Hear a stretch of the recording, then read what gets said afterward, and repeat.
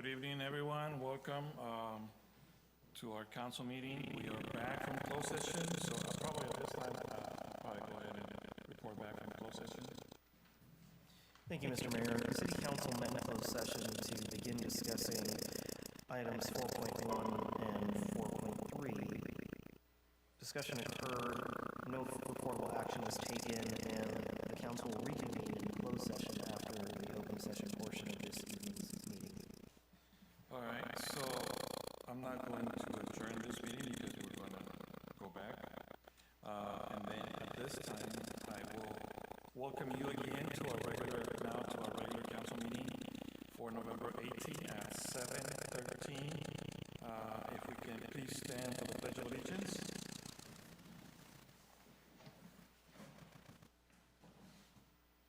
Ready? Begin.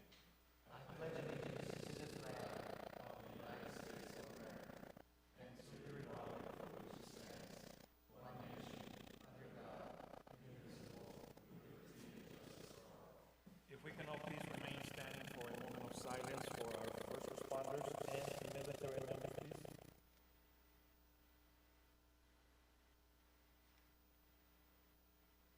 Thank you. You may be seated. Roll call, please.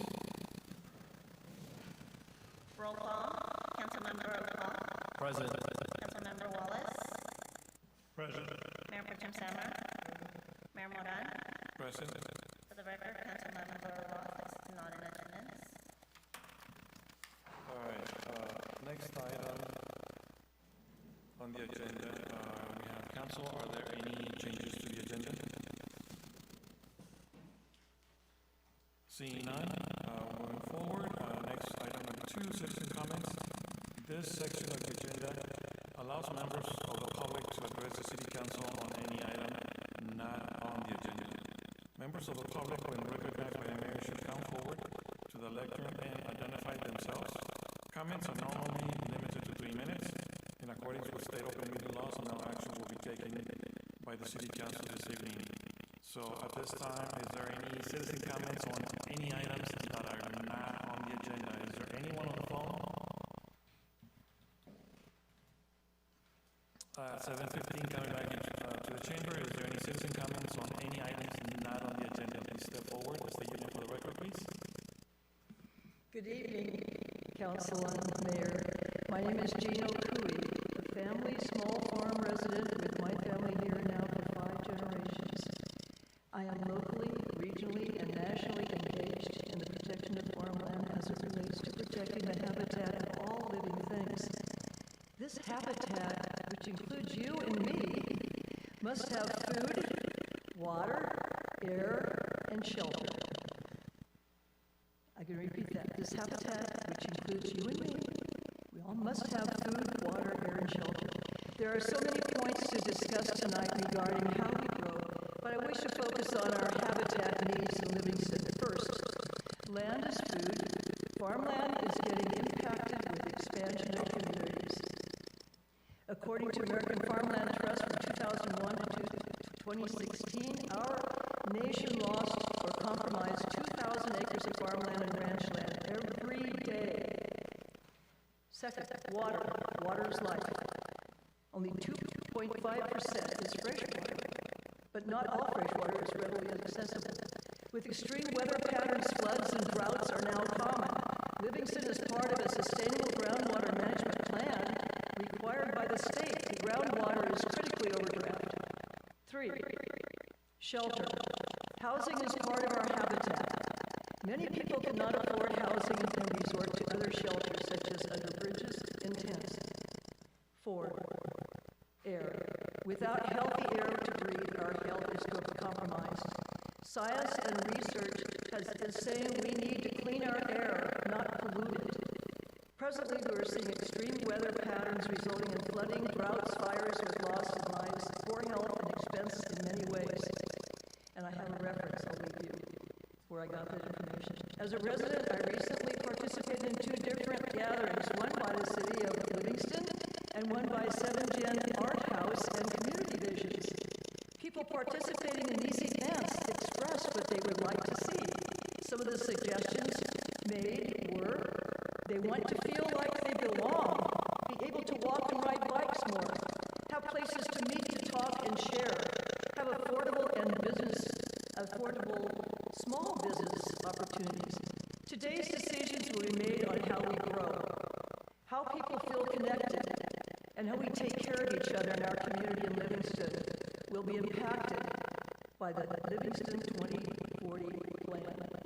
In closing, please consider protecting our community with a healthy habitat. Food, water, air, and shelter for all of the Livingston community. It's about how we grow, not if we grow. Thank you for the opportunity to speak. Thank you. Just as a note, we do have item 8.2, which is a resolution to select a preferred land use alternative to be updated in the update of the City of Livingston 2040 General Plan, which I think that's what you were referring to, but we will have that also up for discussion a little bit later tonight. Is there any other citizen comments on any items that are not on the agenda at this time? Thank you. So we're closing the citizen comments at 7:19.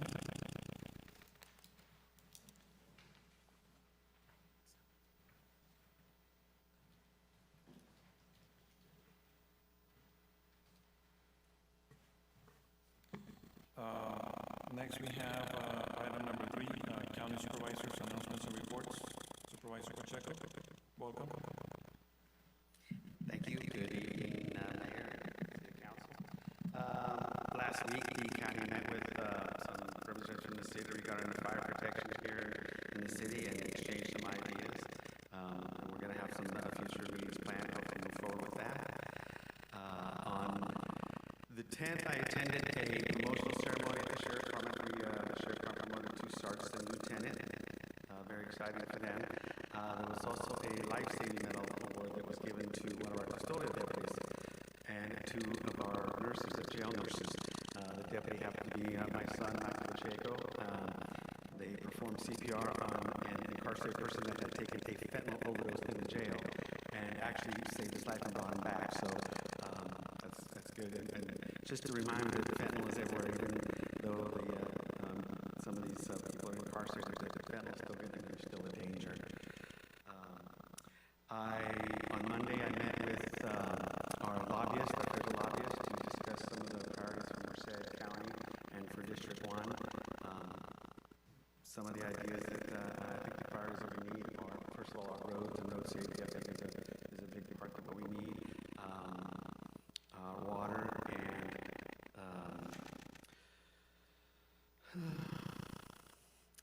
our parks and public safety. Just some of the priorities that we mentioned for that. We had our board meeting today. Just not a whole lot of things, but we did give 5 service pins from 20 years to 30 years to several members of the county staff. We also adopted our schedule for board meetings for next year. Our next board meeting is going to be on December 9th, and it's going to be one of our night meetings. So it'll be at 6 p.m. at the board chambers. So if anybody can't make it to the meetings during the day, you're more than welcome to come and join our night meeting. And then we're going to, the 16th of December, we're going to have a meeting, and it will actually be at the old courthouse. It's just, I don't know if everybody knows, it was just restored. And so we have one meeting at the old courthouse, so we'll have one meeting there. So I encourage people to come and attend those next board meetings. So that's all I have. Unless anybody has anything for me. Council, any questions? Thank you. I just want to say thank you. I did receive your message about the cross Okay, yeah. website and I think Robin. Yes. Okay. It'll be on someone's map. Yeah, it's an app. It's open to the public. It's called Click Fix. Just go when there's a problem, you take some pictures, and you can send it in. And it's a good program because the road department has to acknowledge it, and they will actually put it in the queue for something to be done, and then they'll close it out by letting you know that something's been done about the problem. So I encourage anybody that needs that to go ahead and do it. But if you have any problems, let me know, and I can go out and make sure they know that there's a problem. Thank you. Okay, thank you. Next, we have item number 4, announcements and reports. We have city staff I know that Anthony from Public Works had a long list of items, probably for 2 hours. Thank you, Council. Anthony Treviel, Public Works. I just got 2 brief updates. One, just a friendly reminder to all residents. Next Saturday, which is November 22nd, will be the last day of our green waste disposal event.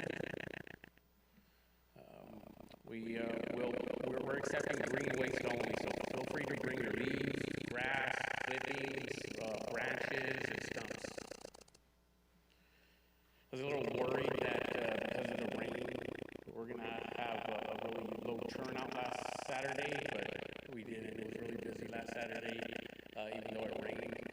We processed over 200 vehicles, so it was really busy out there. So again, November 22nd is our last Saturday of the green waste event.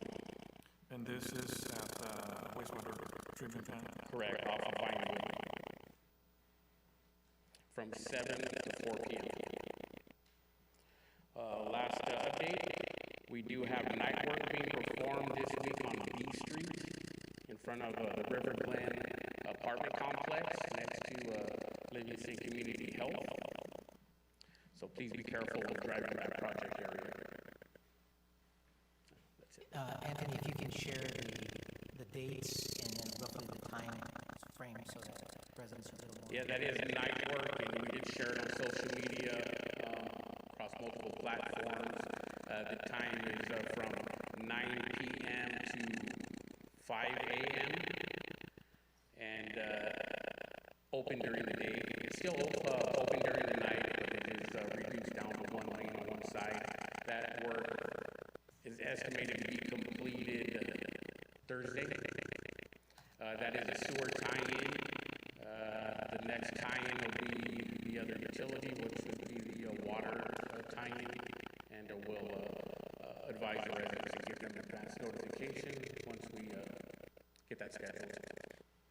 Do you want to share a little bit about the next one we have coming up after this one? The Bassy one? Yeah, Bassy is scheduled to, we do have another tie-in that is taking place Friday. This Friday it is going to be during 9 p.m. to 1 a.m. That is another sewer tie-in off of Walnut, so this will be night work as well. That is this Friday, just so we have a less impact on our residents that are traveling that area. So we scheduled this for night. Thank you. Thank you. Thank you. Any other city staff reports? Okay. Next we have city manager announcements and reports. Yes, Mr. Mayor and Council, I wanted to share a community that, and want to thank our grant writers. We got notification that we got the COPS grant that we, put in for, and so staff's going to be working to, implement this COPS grant. So we're very thankful for that. We also had a visit from the state parks. They came and visited. And by the way, I know that the Livingston Farmers Association is out there. So thank you. We're putting the facility and the property to good use. So that open space where that shed was at, which is already no longer there, that is designated as an open park area space. And so we went after a different grant for that. It's the Land, Water, and Conservation Fund. So we had a site visit. Those are always good to have because that means you're just getting that much closer for a decision to actually take place. And so we're very hopeful. I thought it was a very good meeting. And so now the next step is to hear if we met all their requirements and actually get the funding for that grant. And I believe they mentioned that we should hear something by January. So keep our fingers crossed. Also, we have some vacancies for any of you out there that really would like to participate and put your name in for. We have vacancies on the Measure L, which we'll be talking about a little bit later on tonight, and then which is the oversight for the fire or public safety fund. And then we have the Measure V at the county level with the MCAG. So if anybody's really inclined, please, we have some applications that you guys can do. That is all for right now, Mayor. Thank you very much. Thank you. Next, we have item number 5, awards, presentations, and proclamations. Item 5.1, presentation by Leila Benijameli. CEO, Symbian, accelerating permit issuance with automated compliance checks, SB 379. Great, thanks, Mr. Mayor. Hi, everyone. My name is Leila Benijameli. I'm one of the co-founders and the CEO of a company called Symbian. So I'm here to talk a little bit about that. We're in the process of discussion for procurement by the city, so this is an opportunity for me to tell you what we do, and of course, if anyone has any questions, I'm happy to answer that as well. So what we do at Symbian is we enable instant and accelerated permitting, and talk to you a little bit about how we do that. Our company launched out of Stanford University. I was a lawyer for a number of years, went back to Stanford for a fellowship to solve this problem of how do we make laws and regulations more accessible to the public. So democratizing the analysis of regulations so anyone can understand, for example, what's possible on a property, or if they want to file a permit for something, the compliance checks on those permits could be done pretty quickly. And this is all very timely because there's a regulation, there was a law that was passed in California. We were not a part of that law. That is basically a state mandate mandating that jurisdictions must adopt a solution that will perform compliance checks for solar projects. Not what our solution was invented for. There's a state solution that they were really pushing, I would say maybe even shoving down the throats of cities. And the cities that we were already working with on the planning side, the building officials, about 7 of them approached us and said, your technology is perfect for this particular application, and together we built a solution that would allow cities to comply with SB 379, which we give to cities for free at no cost, and then any of the solar installers that want to install solar in these jurisdictions where we partnered with them would pay a nominal fee, $25 per permit, to Symbian, to use Symbian to get that permit issued right away. And the compliance checks are performed as they're configuring their project. They enter an address, this is how many panels I want to install, or whatever the project may be. It's typically for residential retrofits. It's not for ground-up construction or more complicated project types.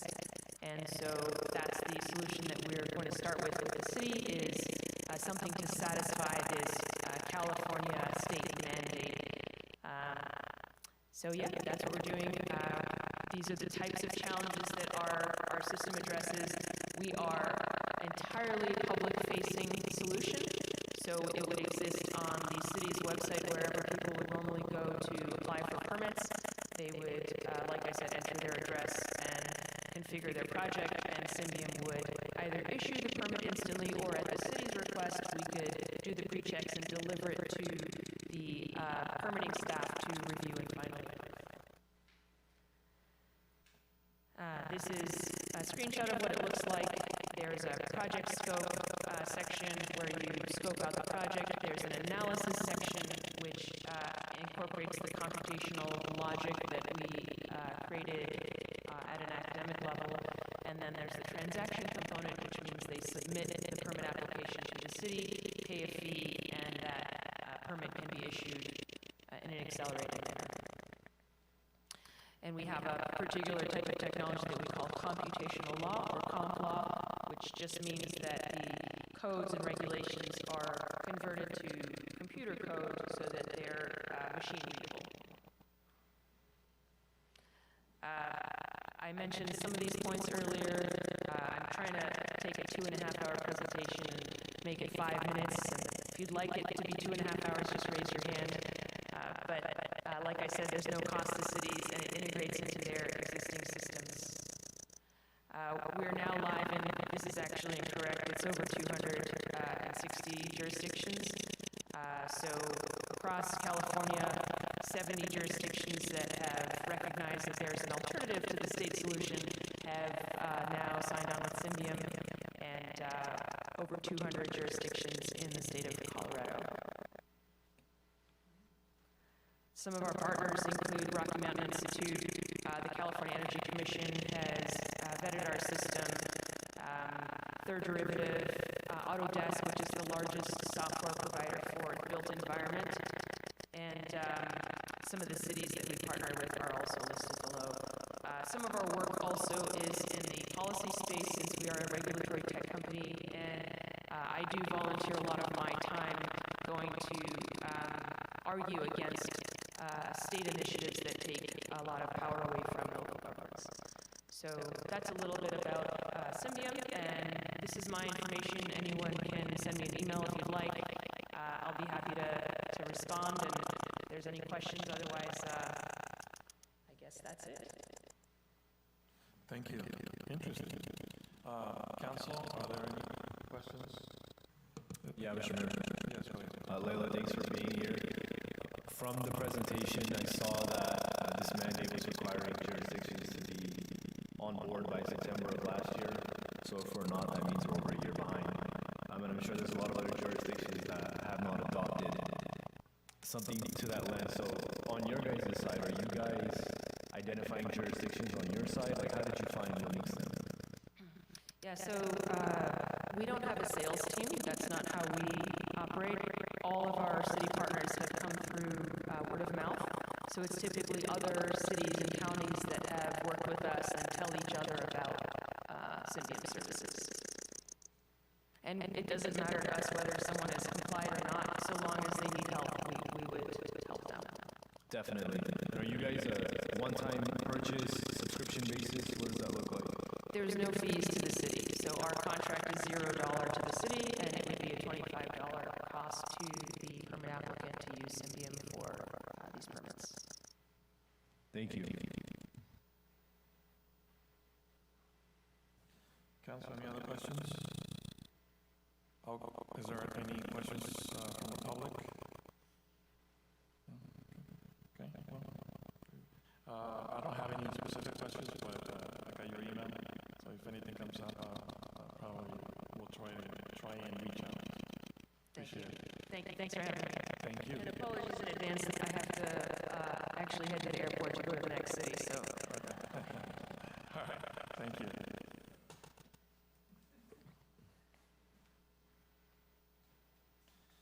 All right, next we have item number 6, conflict of interest declaration. Members of the City Council will declare an actual or apparent conflict of interest before discussions or decisions about any matters in which they or anyone with whom they have a close personal relationship could directly or indirectly benefit, or where such a benefit could be perceived. Council, is there any declaration? Yes, Mr. Mayor. Yes. Item number 7.4. This is the Young Park. I live within the distance of having to recuse myself, so I will be abstaining from that particular vote. All right, thank you. Anyone else? Mr. Mayor, curious to know exactly what that distance is. I'm not as close as the Mayor Pro Tem, but I am relatively close. I believe it's 300 feet or under, and it's across the street from me. I'm further than 300. Is it 300 or 1,000?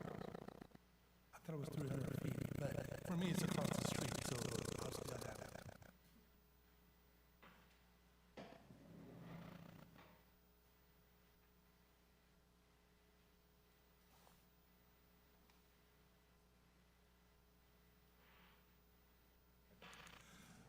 Okay, the attorney's advising me that it's a general contract, but Mr. Mayor, it would appear that this would qualify under the public generally exception. That's my only comment. okay, if the attorney feels that it qualifies under, then I will go ahead and not recuse myself, then I will go ahead under the advice of the council. And then for future reference, can you come back to us and then just let us know if it's 300 feet or 1,000 feet? I kind of remember somewhere along the line past where 1,000 feet was mentioned, but just in case. Yes, that rule varies from the nature of the project. Okay. Anything else, council? So, at this time, I would like to ask council to, before we consider the consent agenda, that if we can move item 8.2, which is the resolution selecting a preferred land use alternative for use in the update of the City of Livingston 2040 General Plan and General Plan land use diagram, to move that item 8.2 next before we do consent agenda. If it's okay with you, with the majority of council? I'm okay with that. No problem.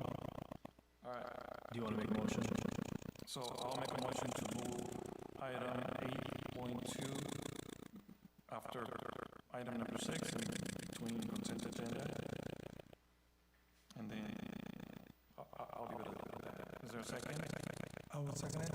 We have a motion on the floor by Mayor Moran and a second by Mayor Pro Tem Samra. Roll call, please. Roll call, Councilmember Duvall, Yes. Councilmember Wallace, Yes. Mayor Pro Tem Semer, Yes. Mayor Moran. Yes. Motion passes by a vote of 4-0. Okay, so, item 8.2 is the resolution selecting a preferred land use alternative for use in the update of the City of Livingston 2040 General Plan and General Plan land use diagram. And if any of the council needs a laser pointer or anybody in the audience, we certainly have one and let you borrow.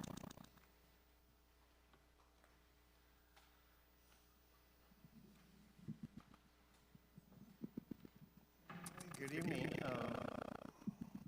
Good evening, everyone. Miguel Galvez, Contract City Planner, here to, with Michael Gibbons of Mintier Partners, to present this item. Many of you already know we do have a copy of the PowerPoint presentation available on the back that's been provided to the City Council. In addition, there was a letter that was submitted that's been provided to the City Council from residents on that. But let's begin.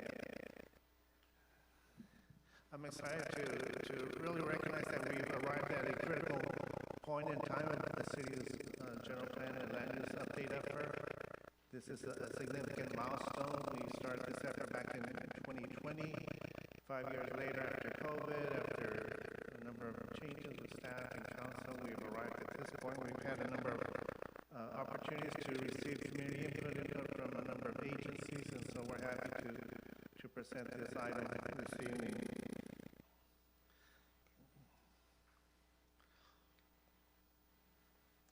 The overall agenda covers these 3 things. 1, a general explanation about what is the general plan study, what is it that we're going to be looking at today. Number 2, an overall description of what general plans are. And number 3, looking at the land use alternatives that we'll be considering this evening. Now, going directly into the general plan study area,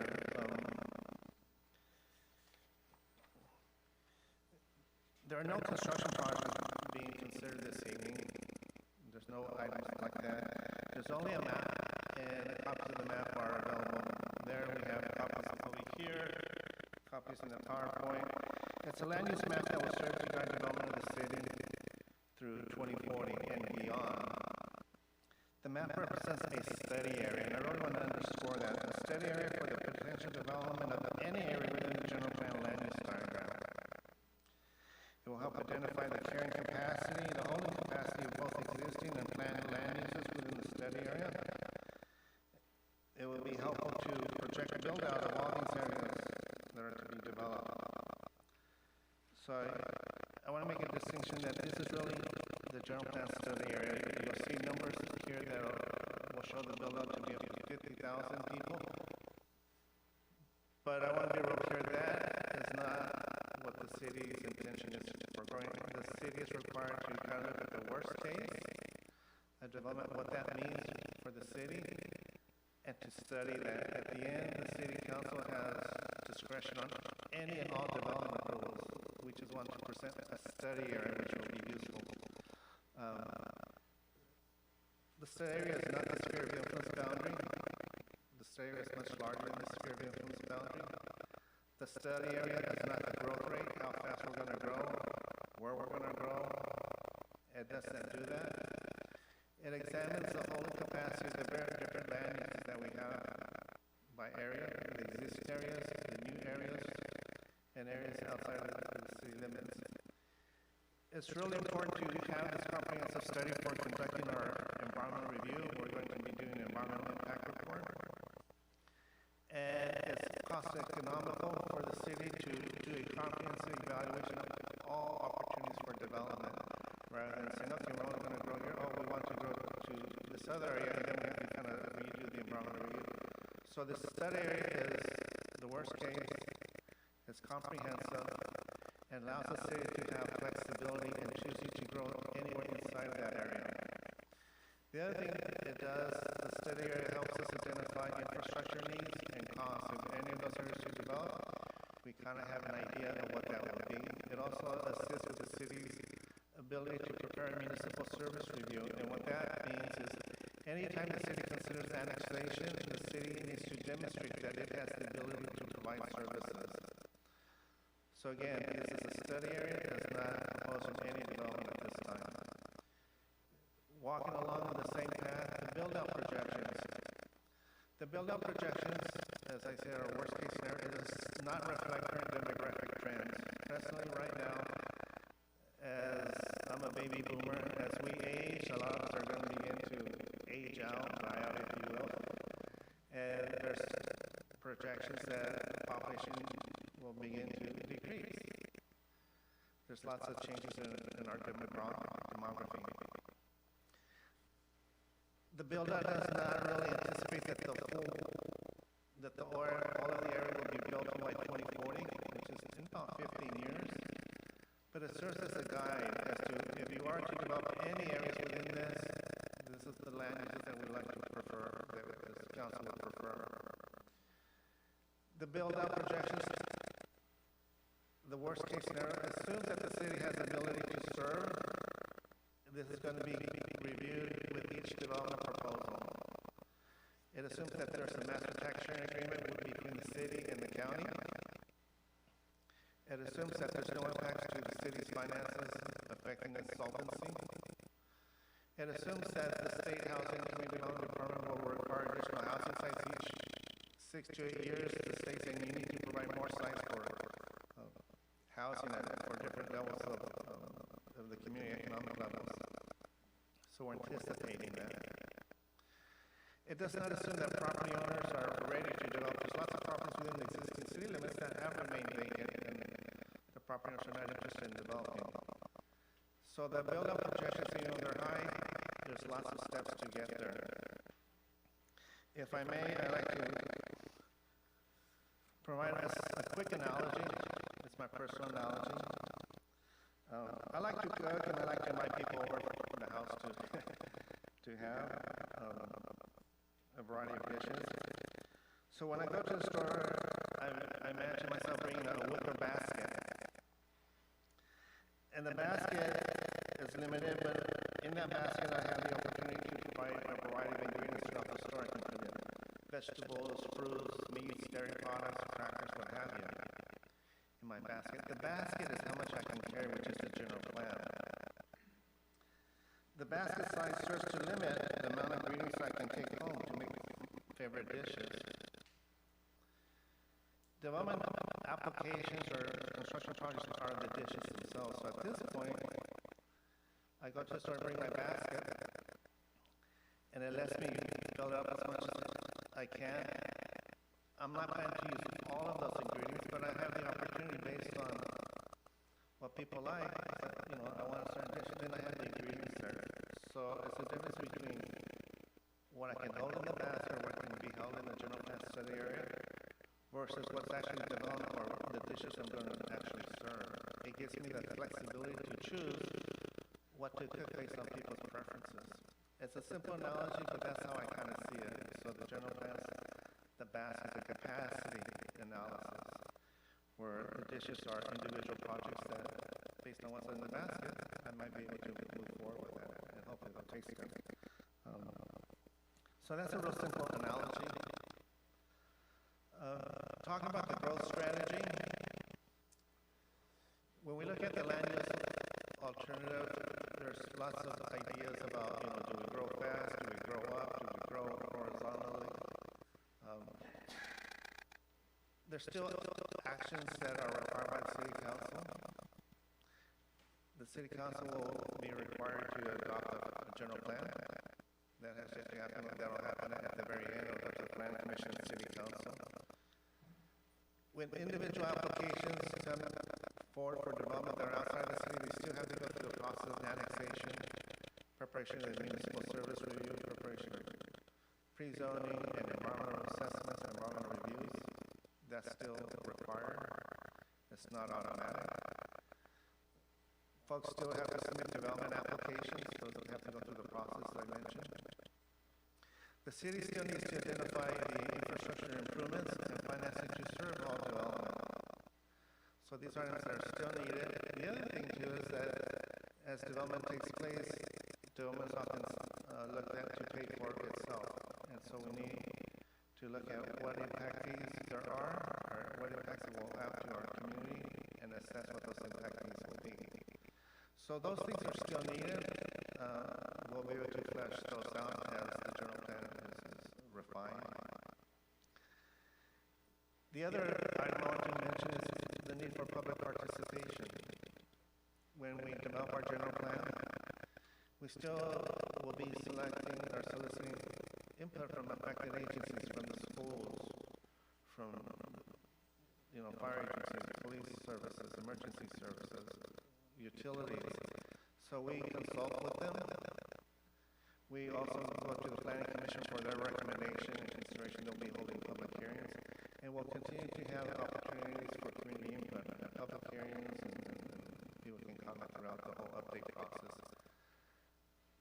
At the end, everyone's comments and suggestions are considered by both the Planning Commission and City Council as far as how fast do we want to grow, where do we want to grow, how much density or intensity, what type of land uses. All this is not a foregone conclusion. But the study area, the general plan study area, provides an arena to do that. So we arrived tonight at identifying the preferred land use alternative. As I mentioned, we've been on a long journey, and this is a significant milepost. It's a milestone. Once the City Council adopts a preferred land use alternative, it allows staff, the consultant, to begin to fill out the general plan elements, identifying goals, policies, implementation measures. It allows us to commence the comprehensive environmental assessment, the EIR. And that's really critical in the sense of timing. Once the city can adopt an environmental impact report, we identify impacts, we identify ways to lessen those impacts, and subsequent projects can use that analysis to, we call it tearing off that environmental review. And oftentimes that makes the project go faster and go, like, oh, we've already reviewed it, we know what the conditions are. And so that's critical in many ways. As I mentioned, it identifies a growth strategy. And by growth strategy, it allows the city to really identify the things that it wants to provide for its community, whether it's a diversification of jobs, a diversification of housing products, maybe a combination of housing on top and businesses down below, maybe it's redevelopment, maybe it's growing where existing infrastructure is there. It allows us to refine, to update our master plans. We have sewer infrastructure master plans, water, storm drainage master plans, and those will need to be updated. Basically, it allows the city to examine what our ability to serve right now, based on existing infrastructure, and what would we need to serve that area that the city's looking at developing. As I mentioned, public and agency consultation can commence there. It's like, okay, now we know where we want to grow, what's going to look like, and then we ask for input. Finally, the general plan and EIR do come back to the Planning Commission and City Council for formal public hearings, consideration, and approval. And we expect that to be maybe about a year from now. So this is really the casting off of the ship and beginning our journey. At this point, I'd like to turn the presentation over to Michael Gibbons of Interior Harness to walk us over the rest.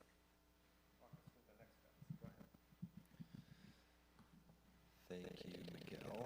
Good evening, Mayor, Mayor Pro Tem, council members of the public. It's wonderful to be with you this evening. Again, my name is Michael Gibbons. I am a project manager with Interior Harness. We are the planning consulting firm that was selected by the city to assist them in this project and through this specific task. I just want to take a quick step back here because Miguel's providing a lot of great information. But for those that aren't familiar with this overall task and project, I just want to provide a foundational level of information here.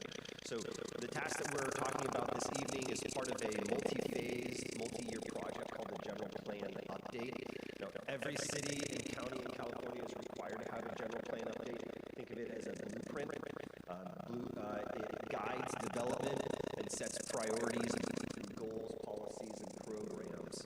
Within your general plan, the city mandates there are a variety of topics. They call these elements that really dictate city decisions across a range of topics. Those related to conservation, open space, land use, circulation, public facilities.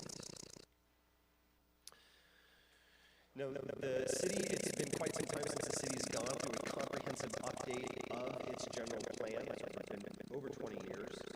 So this is really an opportunity for the city to crack open the books, do a comprehensive analysis of its vision for growth and development, and also look at producing a new contemporary general plan that addresses the multitude of state laws that have come down since its initial adoption, many of which are safety related and land use related. This is also an opportunity for the city to encourage diverse community engagement, and we've done so and have phased that throughout this entire project.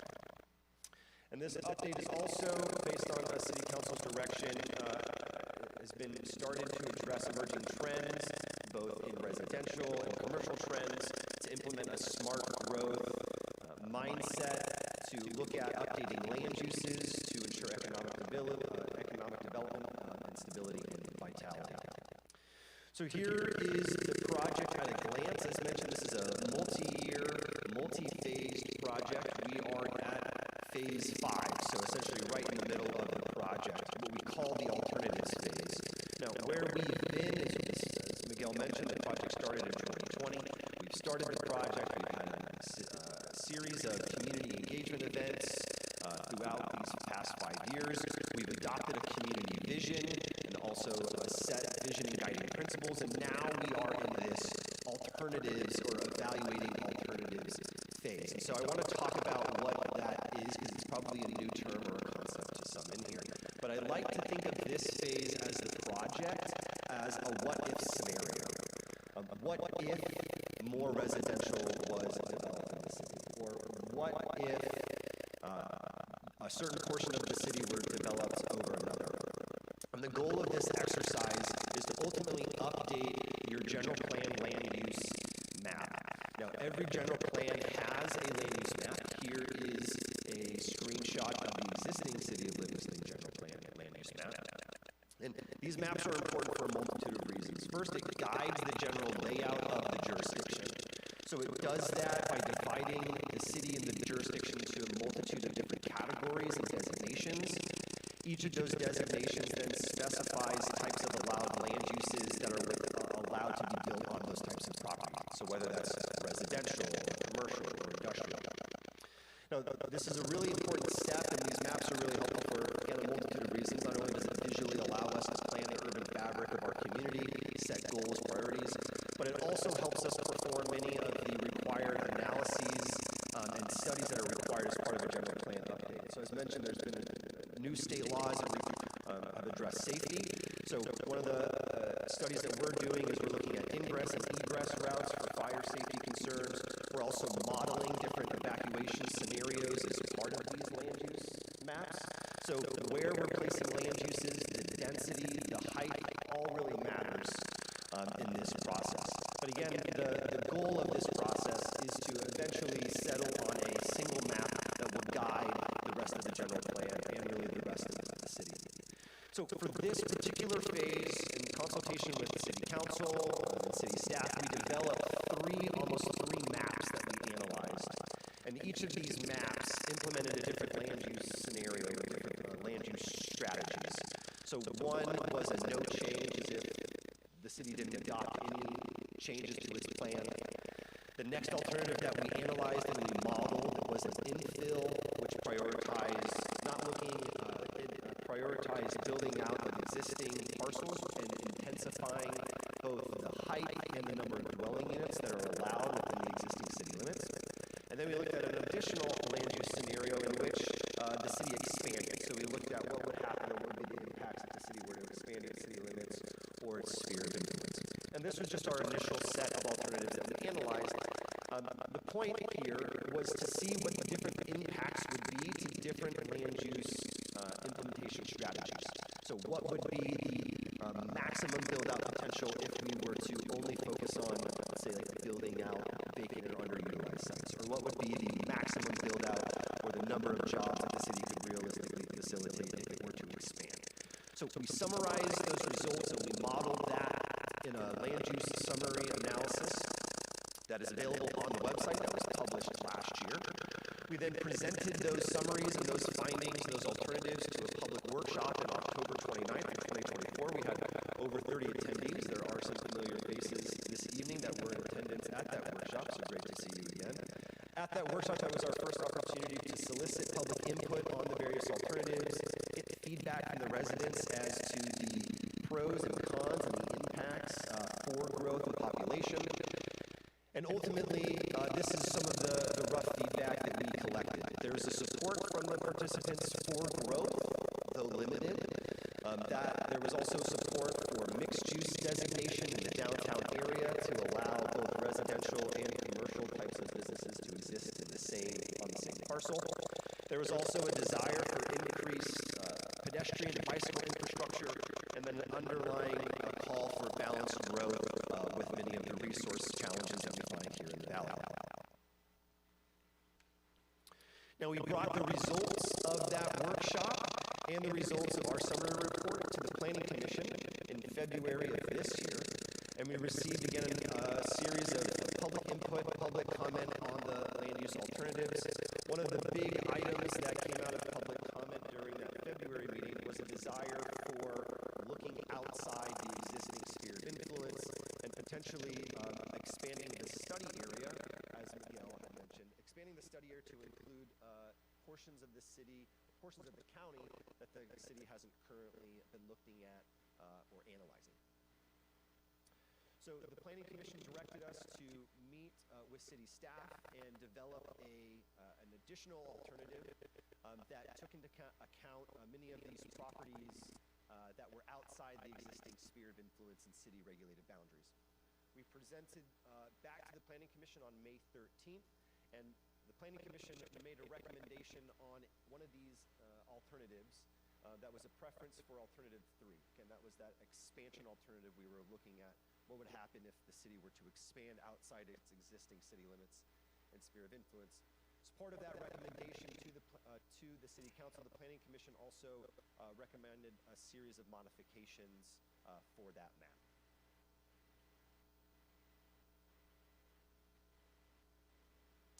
And here is ultimately the Planning Commission's preferred land use alternative or general plan map that they forwarded and recommended to the City Council.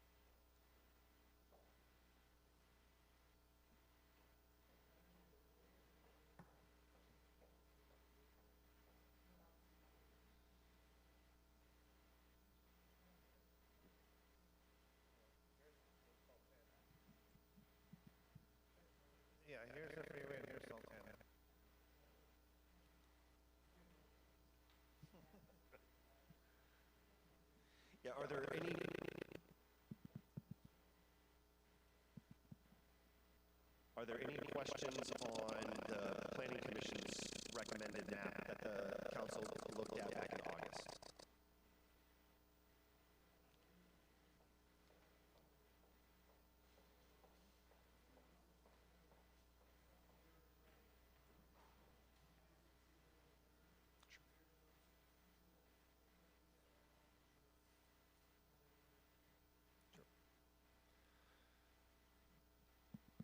I'm not sure if I'm getting picked up on the mic any further. I'm not sure if I'm getting picked up on the mic. No.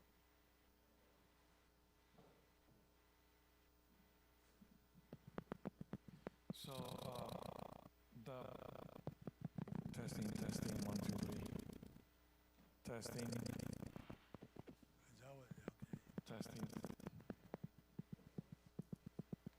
Testing. Testing.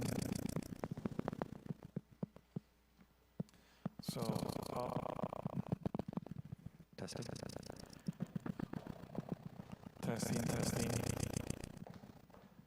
I'll hold on.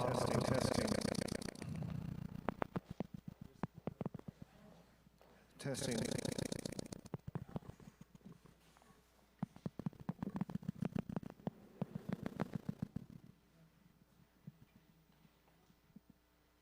Testing.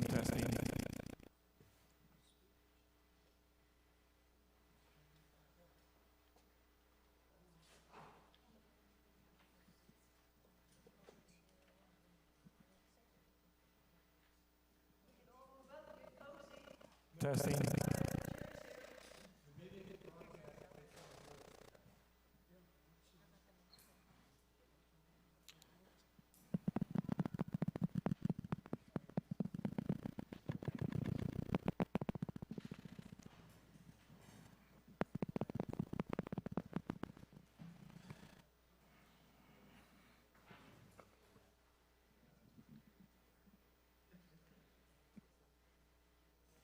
All right, we'll go ahead and take about a 3-minute break to just double check to make sure that we're Testing.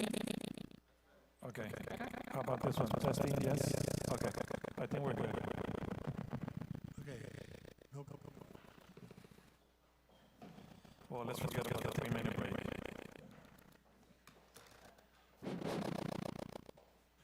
So I'll still ask if you can point to nearest roads.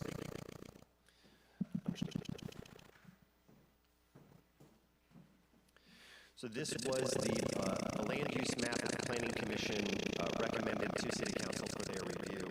And just some of the highlights from this map specifically is the Planning Commission looked at a study area that was beyond the existing sphere of influence.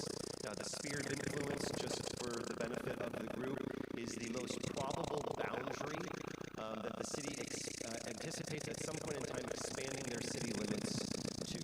So the sphere of influence is important, and the availability with resources, the analysis within determining a sphere of influence is essential. And additionally, the Planning Commission proposed future conversion of surrounding agricultural land into urban land uses, those being commercial and residential.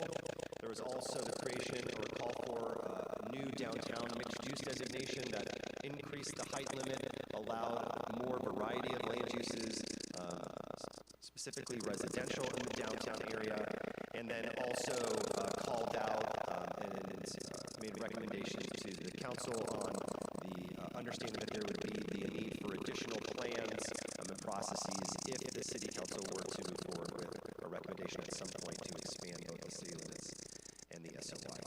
So on August 5th, we brought this recommended map to the city council, presented all of the feedback from Planning Commission, the community workshops received thus far, and solicited a recommendation from City Council on a preferred land use alternative.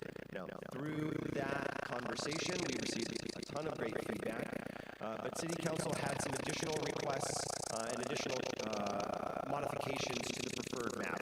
So tonight what we are presenting is that refined map that includes the direction from City Council that we received on August 5th.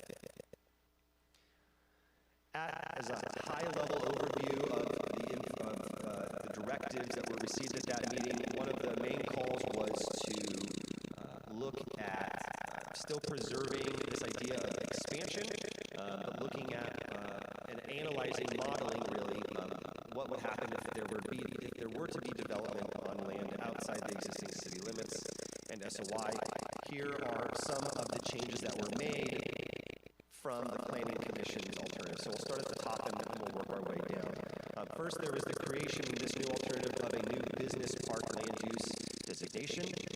This would facilitate traditional business park style land uses and complexes. And I'll show you the final map here. I'm just calling out these areas. There was also a desire to expand mixed use to a multitude of areas. It was initially just proposed in the Planning Commission alternative as just being in the downtown core. There was a desire to see that land use expanded elsewhere.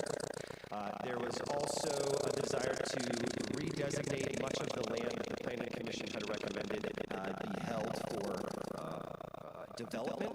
See that actually shown as agricultural and preserve that agricultural land. Don't make any recommendations for development. So we've analyzed all of that land staying agriculture in those specific areas. There was also a desire to expand the sphere of influence or model the study area out to the west of the city, which is currently a city-owned property that would just correspond with the wastewater treatment facility. Part of this process and development of these actions was also based on community input, contact with local organizations to vet these decisions. And here, before you, what we have this evening is the preferred, or the City Council's drafted land use map, where we've seen now the expansion of some of these, the execution of some of these points and directives that the City Council directed us to come back to. Specifically, we see an expansion of this business park designation in the north. We see all of the land a lot of the land to the east also redesignated as agriculture. And there is a new designation that we're also folding into this map, which will essentially function like an overlay district. And we're calling that a specific plan overlay district or designation. What that designation or overlay requires is that in order for development to take place on any of these properties with that hatched line, it would first require the adoption, the preparation and formal adoption of a specific plan. Now, specific plans are state-regulated planning tools that function essentially as their own mini general plan or their own zoning code on specific pieces of property. It just allows for more detailed design and development. Also requires public input because these are specific plans are through a public hearing process, public meeting process. So opportunity to incorporate and involve the community through the development of these. The reason why I just want to call that out is because we've applied that specific plan designation to large areas of land. And so by no means does that mean that land or development will take place right away. What that means, though, is that if development is ever desired to take place, a specific plan would first have to be prepared on those parcels or parcels first. And here's just another overview of some of these changes. Again, we've built in a new business park designation. We've expanded the mixed use designation north and south of Highway 99. We removed what was placeholder designations on a lot of the agricultural designated areas, or we removed that and redesignated them back as agriculture, and then also created this overlay specific plan zone. And when we model all of these out, here is a side-by-side comparison of our results. Now, I want to just mention again, this is a holding capacity analysis. These aren't projections. This is looking at if we were to build every single parcel in the city out to what this map is showing. So imagine every piece of land being built out. This is the maximum holding capacity that could be modeled. So population in the study area we've modeled at over 52,000. The job capacity in this map would be over 86,000. Total dwelling units is at 25,000, and then the total land consumed, that would be over 2,000 acres. And we can see just through the various other alternatives that have been prepared and modeled, just the impacts that we can see when we start to modify land uses and start to implement different land use strategies and scenarios, really the overall build-out impact that has. So tonight we're looking at the City Council preferred alternative, which would have, again, a maximum holding capacity of the numbers on the far right. So next steps, tonight we are recommending the selection of an alternative or to provide city staff and the consultants further direction to hone in and refine that land use map. As soon as the City Council can direct us and select a preferred alternative, we can actually get started on drafting your general plan elements. Actually start updating and performing all of those various technical studies I had mentioned earlier. Once we can get that portion of the project done, then we can actually start looking at the environmental impacts of this project. Every project of this size is required to go through some sort of environmental impact analysis. We're planning on doing an environmental impact report to satisfy the requirements of that state law. And then ultimately, we're projecting a successful adoption in 2027, and I'll just go over that here in this schedule. So what we have upcoming next, here's just the rough breakdown of time period. We're anticipating around 4 to 6 months once we can select a map for us to actually go through your various elements, start updating the text, the general plan, performing your various studies and analyses. Then we'll go into your environmental review, which follows that, which will then look at this map, all of the elements in your plan itself, and then we have around 3 months leading into 2027 where we'll be facilitating public review, adoptions, workshops to go over the plan and some of the major changes. So tonight our recommendations: conduct a public hearing and a study session, consider the comments from the community on the land use alternatives and deliberate on a modified or a selected preferred land use alternative, and then adopt a resolution to select a preferred land use alternative as part of the proposed 2040 general plan update. That will conclude our formal presentation. I will hand it back to the mayor to facilitate discussions or ask us any questions. Thank you. It's a lot of information, and we've been doing it for a long time. We took a little break for a couple of years, but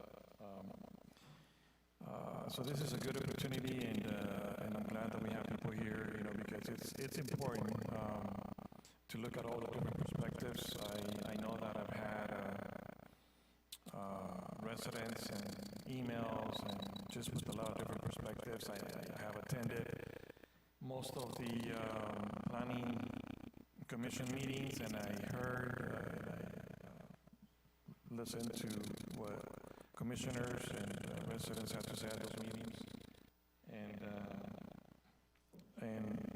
I think it's also very important to note that although this is something that needs to get done, and it's also important to note that even though whatever final decision gets voted on and approved in late 26, early 27, I don't think it's every single space on that map is going to be built up, just like it is, like it's not right now. But anyways, at this time I will look at any questions, comments from the council before I go out for public comment. Mr. Mayor? Yes, go ahead. If there's not any pressing questions or comments, we're probably going to be up here for a little bit. I'd ask that we go to public comment first here and then deliberate after. All right, so let me see if there's anyone on the phone with any questions or public comments in regards to this item at 8:18. Is there anyone on the phone? Hearing none, coming back into the chamber, is there any comments or questions or in regards to this item? Please feel free to step up to the podium.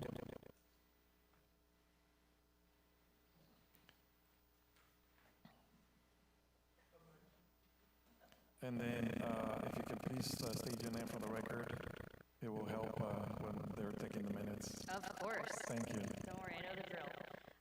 Good evening, Brianne Vandenberg. Lambert, Executive Director, Merced County Farm Bureau. And Mayor, I will first start by saying thank you. I think your best decision today was moving up this item, so I much appreciate that. Secondly, to Michael and Miguel, you guys probably gave me a heart attack about 9 p.m. Sunday when I saw those build-out numbers and I only saw the map. So thank you for adding the description and the explanation in the detailed packet. I was able to see that Monday morning. I will say that I wish the flow of the board packet was a little bit easier to read because you really have to kind of jump through stuff. So I think it makes it hard for your citizens and community members to understand what you guys are asking of them. I do have a few questions or comments. First and foremost, always infill from our organization is always desired. And we have continued that conversation that we had with Jose, Miguel, and Martha a couple months back about the Sultana area and maybe creating a green space. I know that was in our letter, and so we've continued that conversation with the county and Atwater, and I would like to have that continued conversation with the city of Livingston as well. I don't think it's a one-time or a flash in the pan. I think it needs to continue out as you guys continue in your general plans too. I am curious to see where you're going to place the SOI, because right now you have an existing SOI in the document, but there is nothing that says where you're going to go from there. So very curious to see what happens with that.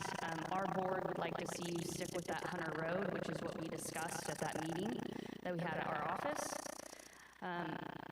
And as you have added now ag into the zoning, which we're appreciative of, I do have some questions for landowners. For example, on the west side, there is an irrigation district, and I'm not saying that this would happen in MID, only offering it as an example, but an irrigation district over there, once a parcel is annexed into the city, it removes the Tier 1 water rights from that parcel. So then that grower can still farm it, but they have 2-tier, which adjusts maybe how much and what they can grow.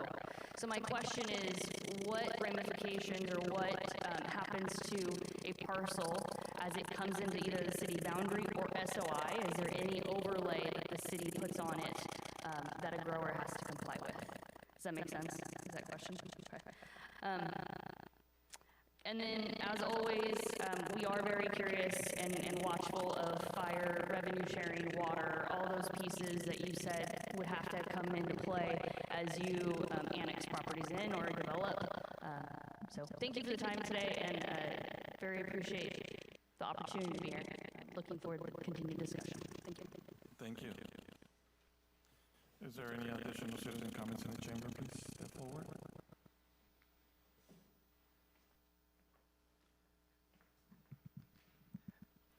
Dio Castillo, just a quick comment on the map. We have a property that some of you might be aware of, the old Mason building. We were trying to bring BA housing there for quite some time. So I noticed on the zoning, it's currently as commercial, and that area to the left of it is the veteran hall, and then it's the Masons, and then next to that is the dentist's office. So I would like to formally request that on the update, that property on 1651 7th Street in Livingston, APN 024251003, be considered for rezoning to be a mixed use.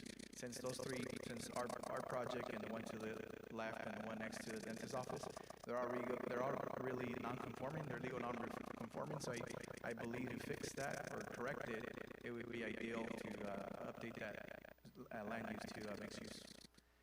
Thank you. Thank you. Before I continue with the comments, if I can ask staff to try and answer or respond to the first set of questions, if possible. Regarding the question about once the property that may be in agricultural production is included in the sphere of influence, the city's sphere of influence, what does that mean? The city is looking at adopting, including an agriculture element that will identify the type of uses. We encourage the continuance of agriculture, so more than likely we're going to continue some of the similar land uses that the county has. At the same time, we want to incorporate any type of conditions that would help mitigate any type of impact from any development. So we want to continue ag operations within the sphere, but at the same time,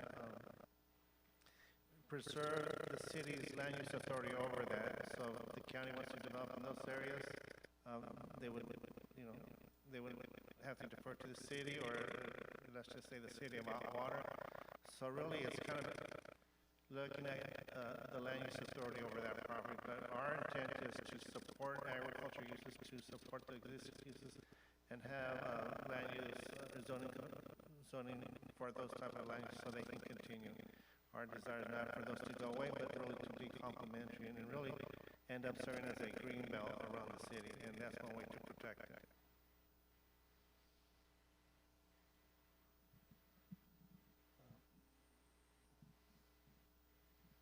I don't know, there was another question on that. I think that was it.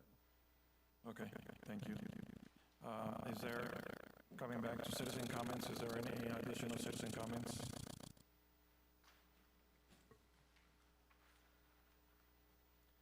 Good evening, Council. Rodrigo Espinosa.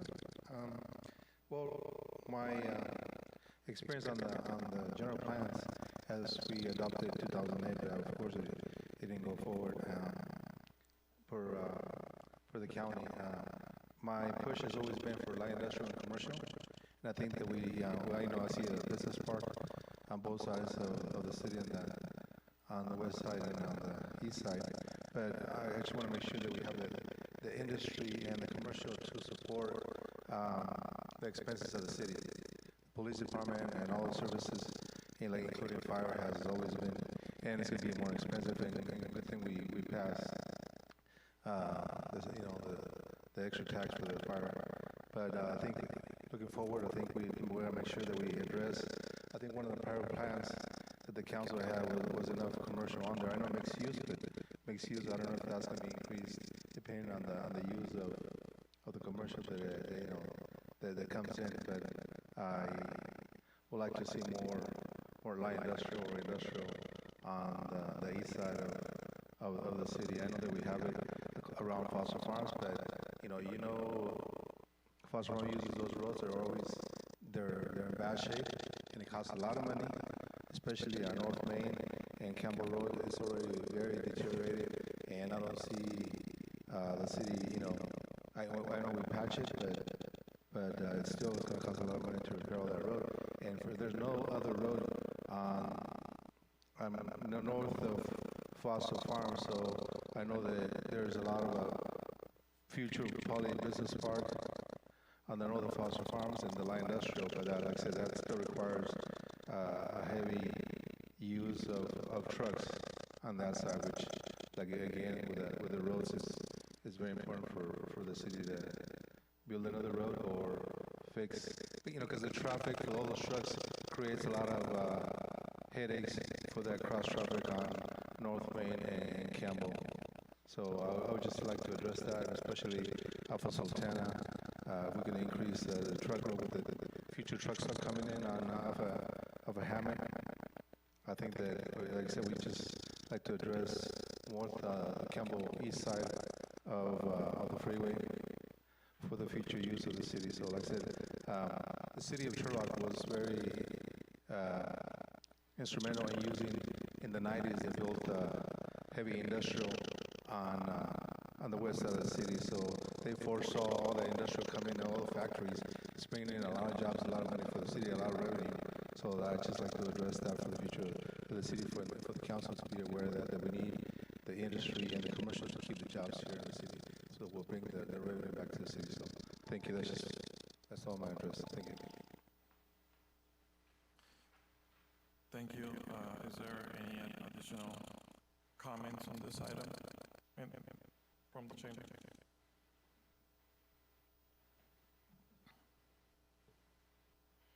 Gino Cooey. Is this a 20-year plan, or is this a 40 or 50-year plan? We've grown less than 14,000 population in the last, I think, the last time you tried to do a good general plan, it was challenged and you lost. It seems to me we are trying to expand, not for the benefit of the people here, and if you are here to represent the people of Livingston, it seems to me you should be considering what's the best for them, and it seems like the people are requesting to build sustainability and build community. How many places do we have right now that could be developed? I know the place on between Walnut and Olive, that's in the sphere of influence. Why not develop this part first before you keep trying to expand more and more? 1999 plan we're using is because of our trying to expand more than we should. And we're not successful when you try to expand. I don't see the need to expand, and I think that we should be here to build sustainability. Thank you. Oh, I'd like to also say, LAFCO comment letter. How many people up here have read that?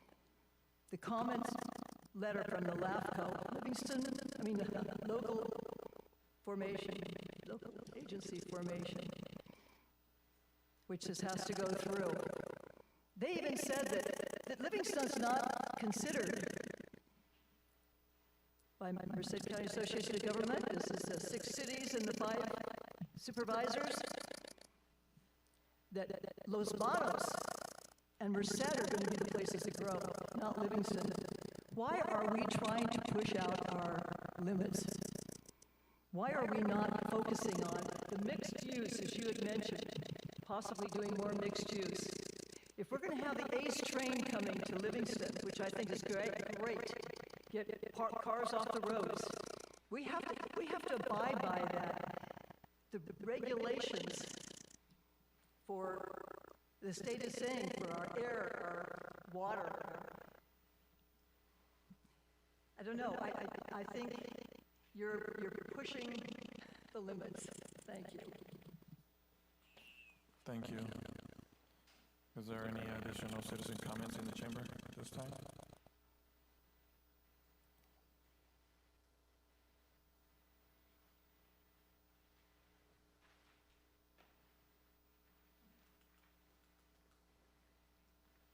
My name is Steve Moeller. I'm with Livingston Farmers Association, and thank you for taking the time to look at this stuff. I know in this version here, you did listen to what I had to say last time, which was try to stay away from the south side of the LFA plant, which runs 4 or 5 months out of the year, which is dust and all that. So I think you are listening.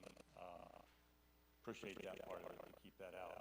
I know that everybody wants to grow, but do it systematically. Try to use as much as you can in town. If you travel around at all the other parts of the world or country, they try to go up rather than out sometimes. So, and keep in mind water. Thank you for your time. Thank you. Is there any additional citizen comments in the chamber at this time? Seeing none, closing the citizen comments at 8:32. Bringing it back to the dais. Council, are there any comments, questions this time?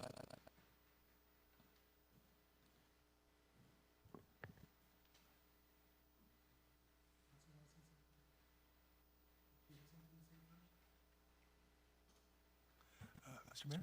Yes, go ahead. Thank you. I have heard everybody's comments, Livingston farmers. I think they can't deny our support for the Livingston Farmers Association. Even when they were here, we were very supportive of them. Where they're at now, we're very supportive of them. So I think Livingston has a good track record of saying that we support our ag community. We do. Second is, people keep saying, why, I ask questions to a lot of people, and they ask us, why isn't Livingston going? You talk to developers, they're saying, well, you only give us a small area to build. We need to be able to come up with different plans in different areas, and if you're restricting somebody to a real small area, it limits the people that want to take that chance on building something. One of the reasons Los Banas and Merced is successful is they have many options on where to build different developments, on wherever. They have so many different options. If you restrict it, that's all they're going to see, and they're going to look at the developers of folks. Well, that's all we got. What's the chance of us selling property doing that? And they're not, it limits their options, and I think it limits us having to provide some options for our residents. As far as building up, it sounds great if you are in a very congested, tight areas like big cities.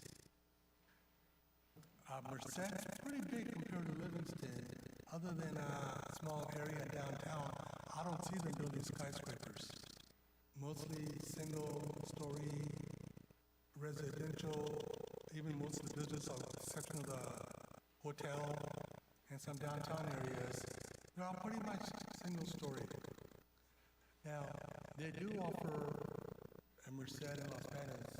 If somebody wants to buy a home in a small area, they can.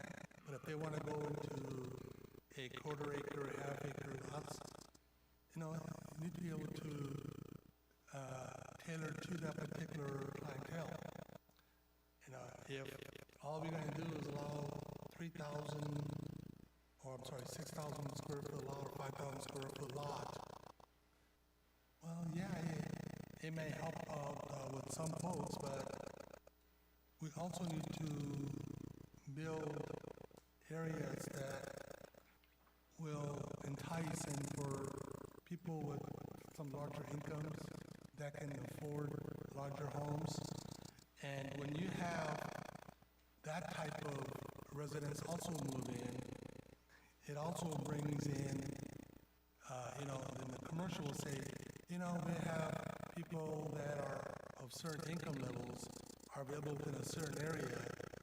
It kind of helps them think about their projects as well. Same thing with industrial. We got to be able to provide something other than build right here, and that's the only choice you have. And that's what it said. Just because you put that in, there is no saying that it's going to be developed by 2040 or 2050. No. But it does give options to residents, businesses. It gives them options to come up with different plans and some ideas. If all you have is one lot, take it or leave it, they're going to most likely leave it. Now, I understand some folks' concerns, and I've talked to a lot of folks about saying,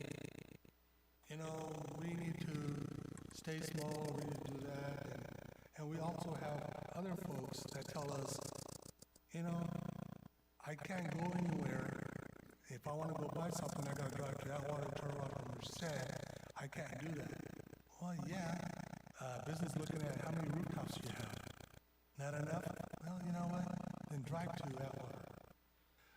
Just like other professional services and so forth, they're going to go where you have folks that they can come to serve for. If all we're going to do is say, let's build a 3-story building downtown or in a certain area, I don't know about what some of you think, but I don't see too many calls unless you're an apartment complex, a single-family residence or all that are willing, or families that are willing to move into a multi-story where they don't have a yard to play in. There's not that. That's not what this area is at. We're more of a rural area, and people are used to having backyards, some places they can play, and to me, I know I'm going to run afoul of some land preservation folks, and that's okay. I've done it all these years, but I think the plan that we have with the council preference is good. Now, there are things we can do to work with Farm Bureau, others, and how we can mitigate some stuff, or until something builds up, like, we had a comment from the Farm Bureau. Can we address that? Can the folks still continue to farm under the way they are now, continue to do that until they eventually get up there? I think that right there is a separate discussion that we can have. But to say, we're just gonna shrink it, because, I'm sorry, but I'm not really so much for that. As far as water, I don't know. I'm not a person that knows a lot about water, but aquifers are not small things. If we don't build a home in Livingston and they build it in Atwater, and remember, I think, I don't know if it's still going forward, but the county of Merced is opposing what, 2,000 homes down the road? How is the county gonna justify building 2,000 homes in unincorporated areas? And I don't know if they're still going forward, they were, but Livingston, you know what? We want you to build up, but what we build out, we do all that, I don't see that. And as far as running cities, any business in living cities usually are in some form of business. We got to be able to see if we're going to provide services, we got to be able to hit the area for tax revenue and get that. And that's why all these years I've said we got to try to hug the 99 quarter. I'm not saying go out to Olive and jump over. I'm not talking about that. But if you look at it, it's not that big of an area, and it's not like tomorrow morning we're going to have, everything's going to be developed.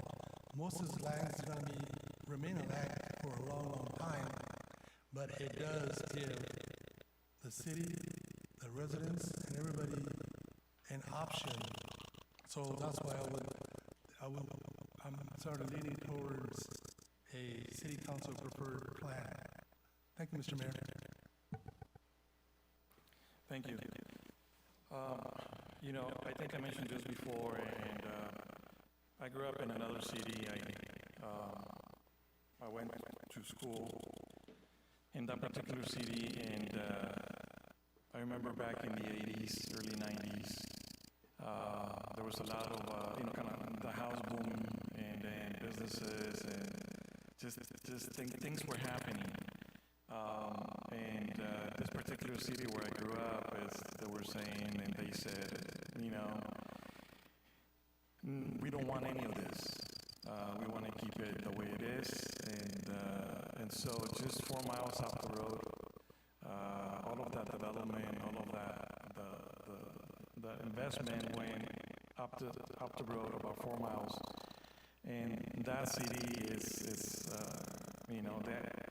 they have a couple of grocery stores. That other city where I grew up doesn't have a grocery store right now. Anybody in that town wants to buy a loaf of bread, they have to go, they got to drive at least, 10 minutes or so, or if they go to further south, about 25 minutes, just to get a loaf of bread. But that other city still hasn't changed much. The downtown is, the infrastructure, there's no income, there's no tax revenue, they're having a very hard time trying to update even their water infrastructure, their streets, the roads, while the other city up north just a little bit, it's doing very well. They have a lot of things going on, there's always events, there's always a lot of people downtown, beautiful downtown, they have a plaza, they have this, they have that, and it still has the small little town feeling. And I do differ a little bit with some of the comments. I do believe that this downtown could actually, not build 5-story, 10-story buildings, maybe just mix downtown a little bit, double stories where people can live on the second floor, and then bottom have businesses, and that will bring more people into downtown because they're walking to the grocery store, to the pharmacy. Well, now they gotta walk a little bit farther, but to the barber shop and stuff like that, to the taco truck and so on. So that's and yeah, we're not in San Francisco, we're not in LA it doesn't mean that even if we consider mix in downtown, it means like everybody's gonna build, not everybody's gonna take everything down and then build again and stuff like that. But I think it's also a good opportunity for some of the empty spaces that we have right now that could have the potential of not only providing additional residential and then businesses, and then maybe even some of those people that are living there can have their business downstairs, and they don't have to drive and so on. I'm even thinking that this other city that I mentioned that is doing very well. They have this not necessarily big homes. They have small size homes. They have maybe about 3 feet of yard in front of them. Personally, I have a yard on the front, yard on the back. I have a park right across the street. I hardly am ever at the park. My kids hardly ever use the park. I'm hardly ever out in the front yard. I don't even cut the grass myself because I'll probably kill it. But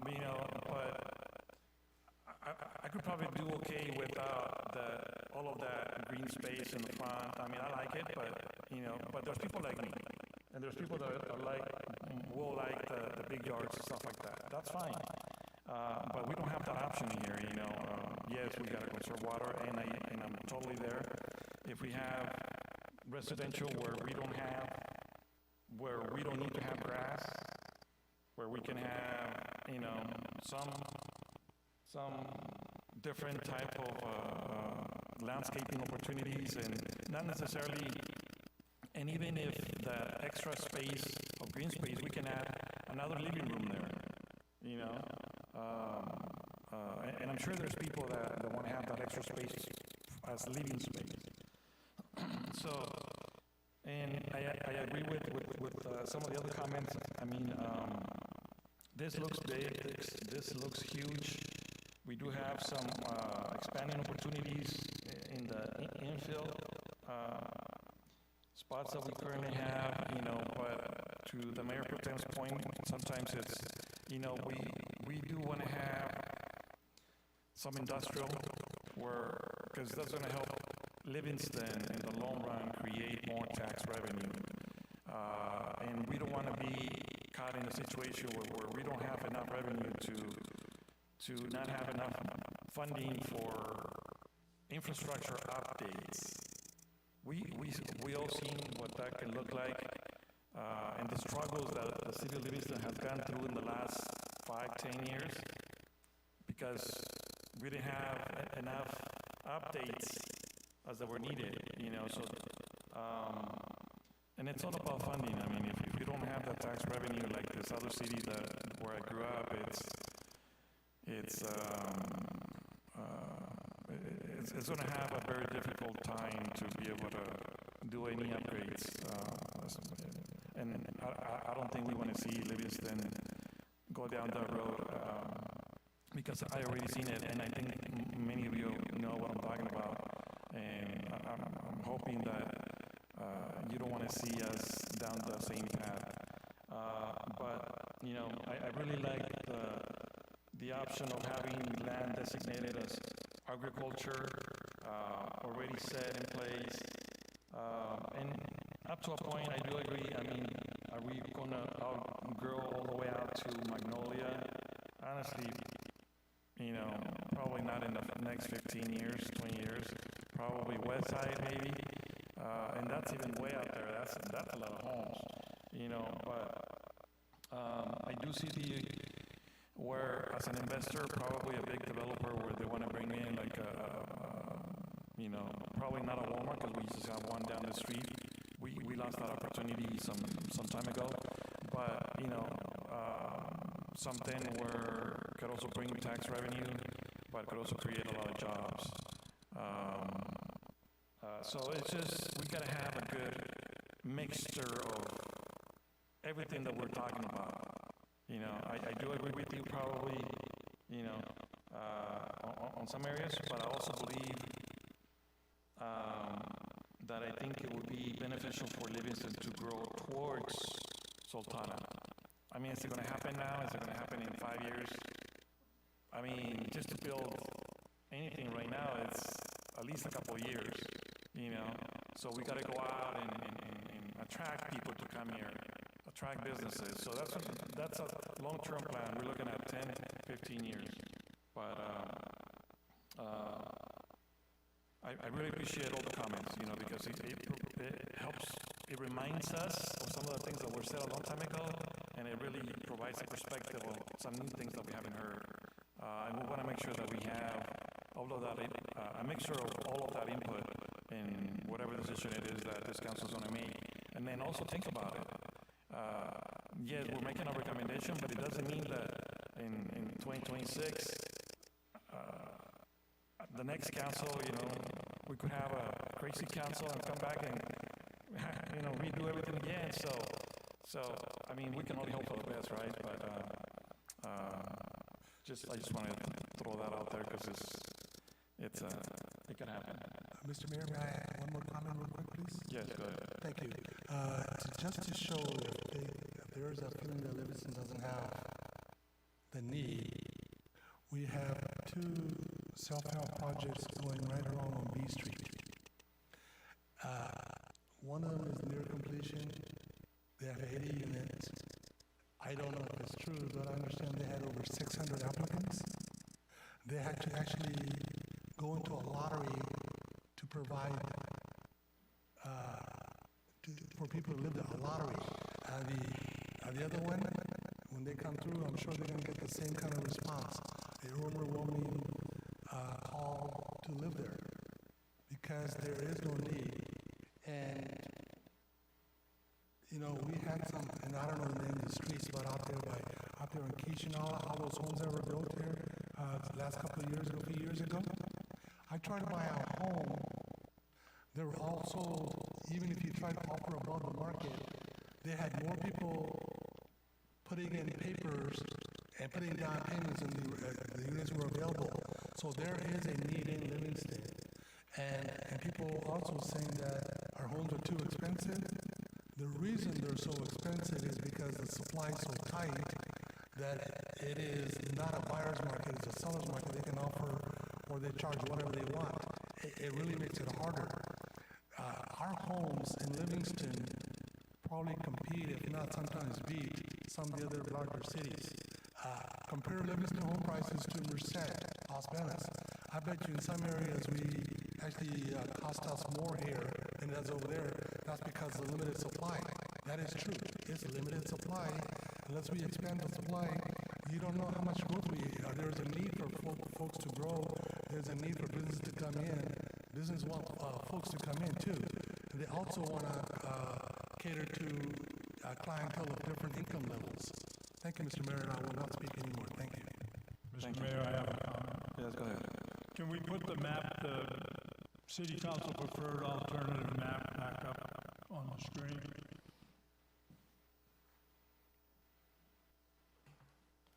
You can do it. Thank you. No, you can show it. On page 294 where the Farm Bureau reference Hunter Road, can you highlight Hunter Road on there versus Sultana? Anybody? You got the pointer, because I don't.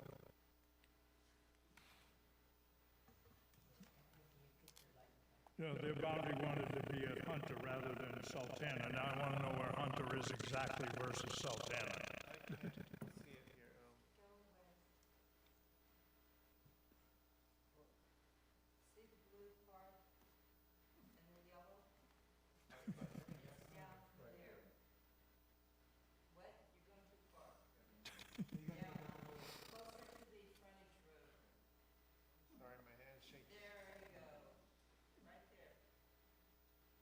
Thank you.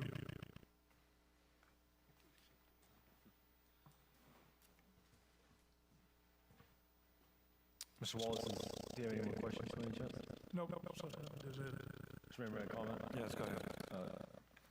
First things first, I want to thank everybody for coming out tonight, from the public, folks that are here in the lobby, staff, consultants. This has been an extremely fun project, especially working with a lot of the people in the room to see how we can figure something out so that we all get what we want. Last time I had asked that we pause for the sake of sustainability purposes. I didn't have any grasp on what water and ag sustainability look like in the long term. On the water piece, that was addressed by MID. No matter what we do with our map, they have a formula so that as long as the land that's designated on that parcel is within a certain threshold for water, no matter what it is listed as, if they're within that requirement, we'll be fine. As it pertains to ag land sustainability, had some conversations with the Farm Bureau, folks at universities and other jurisdictions. It's a question that I don't even know if it's been asked much. It certainly, from what I've seen, hasn't been answered clearly on, because at a certain point we live in the valley, we can only grow so far. Like in theory, we could not develop all of our land. So we'd have to draw a line somewhere. What that line is, as far as I can tell, nobody knows. And so we kind of just have to play and hope that we're doing our best. But one thing that I do want to highlight, the need for housing that's been mentioned. It's not just a community demand, but it's also something that developers will be looking at if they decide to come in. As it was stated, the number of rooftops is very important. And one thing that I really like about our current map, as far as I can tell, all of the proposed annexations, especially for this low-density residential designations, they're all connected to a city border. I know that there's been a lot of concerns about leapfrogging and going too far out when we're building housing, but everything that we have right now, as far as I can see, is adjacent to a current city border. I think that's a great place to be, not just for sustainability of land, but also for the residents that will be living there. As we know, the further they're out from what's in town, the longer they have to drive, and it's going to take them to get there. When it comes to the preservation of ag land, one thing that I want council to consider, we kind of already mapped it out, is if we are willing to leave a bunch of land here as agricultural land, can we just not have our sphere of influence get past what we're planning on developing for housing and just border our sphere and our city limits and mirror the ag land? Because that would settle the Hunter Road concern, it seems like, where this is drawn. It would probably relieve some anxiety for the farmers there that want to keep farming that land or necessarily don't want to be in. It's kind of our commitment to show, yes, you can keep the land because we're not even having our sphere out there. And all of the land that we have designated, whether it's residential, business park, industrial, mixed use, etc., we can still wrap that within our own sphere and our own limits and do with it what we please. And so I would like council to consider that. I have a few other specific considerations for council as it relates to this map, but I think it would be nice to start with that one.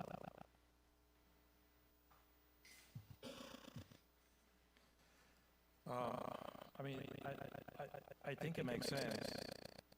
For a minute, I was thinking about that, but I wasn't too sure how to phrase it, and I think you did very well. It just has no need for us to be able to have it in within our boundaries or SOI if we're not planning to build on it. Something else to consider with that, when this gets to LAFCO, they're going to be looking at how far out we're going, even if it's ag land in the event of, I don't know, some disaster, it'd be our responsibility to serve it if it's within city limits. I know we've been talking about mutual aid a lot. If we're the closest ones there, we'd be going anyway. But it's still something to consider when we're talking about the potential of providing municipal services to that land. And peeling back limits how far out we have to, on paper, be able to provide for it. Other members of the council, I'm not sure how you feel about that, but curious to know your thoughts on having our sphere of influence and our city limits just be exactly what we want to develop and leave all the green space out. A note on that, with the study line, however, staying out so that we can study the impact, keep that within so that we have numbers for that, but within our own specific sphere and city limits, binding that to the ag land and what we want within it.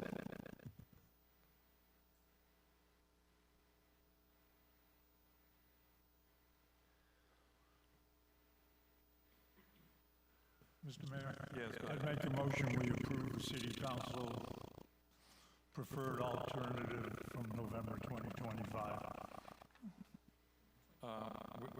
Okay, so I believe we still have some, This is more discussion. yes, I believe there was more discussion by, I have a couple specific items that I'd like council to consider, minor amendments to the map. And also, Mr. Wallace, I think if we can, it would be nice to include wherever we want our sphere and our city limits lines. Because I know Planning Commission extended their recommendation out all the way to the study area. So a couple other considerations. We had Mr. Castillo request a mixed-use designation on the property where there is the intention for VA housing. I know that's going to reach the Planning Commission soon. I don't see any reason why we couldn't make that amendment now, unless there's any strong concerns from council and or staff.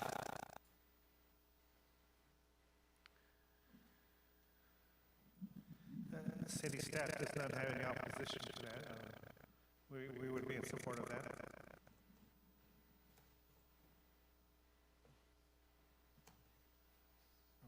Council, any opposition? To having Mr. Castillo's property that's right off Peach to be Yeah, I don't using have opposition to that, but I don't, with all due respect to you, Mr. Oppo, the way you're proposing it, it's gonna complicate the matters. I think we have a plan. This is just it's not we still got a lot more to come back to, but I think we should at least consider what we're proposing as the Councilmember Wallace proposed. I think we should pass that, and then it's gonna go back to the Planning Commission and everybody else, and have it come back to us. I think, let's just see, give it another go at it from the planning and everybody else, see what we get, Mayor Pro Tem, something to consider is that this current proposed map does not even extend the sphere of influence to the boundaries that we are planning to develop further. So like if you see that purple line that's wrapping around the map, that right now is leaving out some of the housing, some of the mixed-use designation, the business park near Sultana is not included within this map, so I mean, we don't have to play with it. I'm just requesting that we consider moving that line now, because even to incorporate all the things that we want, which are not colored green, we will have to move that line out at some point. I'm assuming it'd be better if we just got to that point now so LAFCO knows what they're looking at. We can prepare our municipal services review and things of that sort. Mayor, if I may. So the SOI, the city limit expansion discussion is important. However, I would preface for the council and just for those listening in, it is separate from our study area discussion. So the SOI, the city limits, will not be part of the general plan update. It's a separate process. There are separate reports. However, this general plan can tee the city up for a successful application. If at any point in time they want to move, the city want to move either that black line or that purple line, what we're proposing is we're just looking at this study area. You can essentially submit your application at any point in time after this to move that purple boundary or black boundary anywhere within this blue line. We're providing you, though, the resources, the data, the summary analytics to say, if at some point you ever wanted to go to LAFCO, to the county, and expand or shift your boundaries, here's what you could reasonably assume would be the impact of the build-out for those sites. So we certainly do not need to hone in on the SOI and city limit tonight. It's a completely separate process. However, we would want to focus on the study area, so because that is really going to be those lines can shift within that overall purple or blue boundary, but separate from this evening. So I would hold off on any recommendations for solidifying any hard boundary lines for the SOI or your city limits. And that was precisely what I was saying, to do that. The other portion that Councilmember Opal is suggesting asks for another date, another time. That's why I was saying this is a study area we need to move forward. So staff's still got a lot of time. It's got to go back to the Planning Commission. There's a lot of changes to be done. And Mr. Opal, your request for changing the land use that a citizen mentioned earlier, that can go to the staff and bring it back anytime, you know. So tonight, we are soliciting a formal recommendation for a preliminary selection.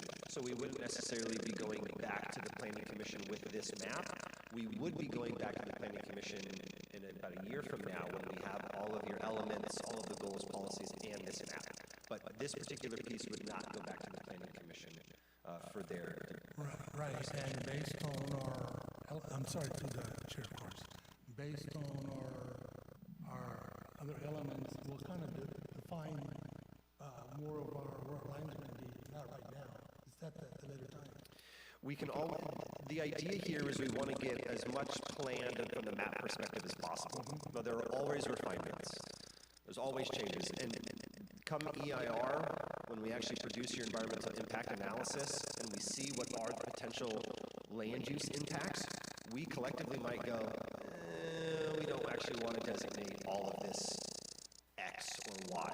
So we can always make refinements. If there is a desire for us to look at changing designations in the future map, we certainly can.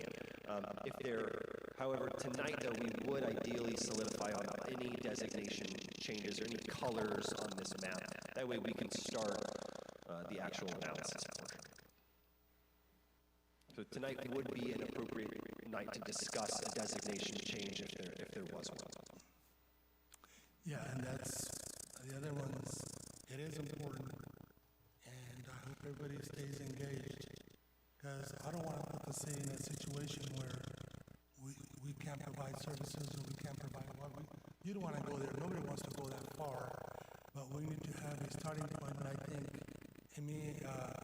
agreeing with Mr. Wallace, we should adopt the expanded general plan, the expanded plan that was proposed by the council. I think we should move forward with that. Thank you. Thank you. I have a few more. To confirm, I am not proposing that we peel back anything that's not green. So the current mixed use and business park expansions going south, I'm not proposing that we cut that back or anything else that's highlighted a color different than green within our study area. I'm open to coming back at a later date and talking more or less sphere of influence and city limits. I will say, unless I see something that makes me move in the other direction, right now I would be supportive of our city limits wrapping right around the green space, but we can discuss that more later. As Michael mentioned, now would be the time for any potential shifts in designations, like the one that was requested by the gentleman that came up earlier. So, unless council is fundamentally opposed to the project, it will come to us at some point for approval. Or are we opposed to making that designation shift right now? The designation shift as brought by the citizen, I'm all for that. I don't think there's a disagreement at all on that. But I also think we should move forward with this map given, and then move forward. At least we have something to work on, move forward with, because it's still a year, 2 years away. Definitely. So if there's no opposition, eventually when we motion, I'll ask that we include that. Couple others. So last time when we discussed this in August, as a part of council direction, we made the motion to incorporate all of the recommendations that came from planning that were listed in our staff report. One of those recommendations was an open park space designation. The idea was to have trails and some rec space by the Merced River. It's my understanding that that land is currently designated as public facility use. And so my question to staff would be, if council wanted to have that open space designation as was directed last time, are there any specific parcels that you think would be a good fit for that? Or because that's already public facility designation, where I'm assuming it's on city land, can we play around with that later to make sure that we still have some ripe space by the river for our constituents? Yes, a wonderful question. I'd love to point out a designation that we have here. So we do have a parks and open space designation. It's a darker green sprinkled throughout the city. That is intended to highlight areas of city ownership or to designate recreational facilities or open space facilities. There is the ability to apply that elsewhere, certainly.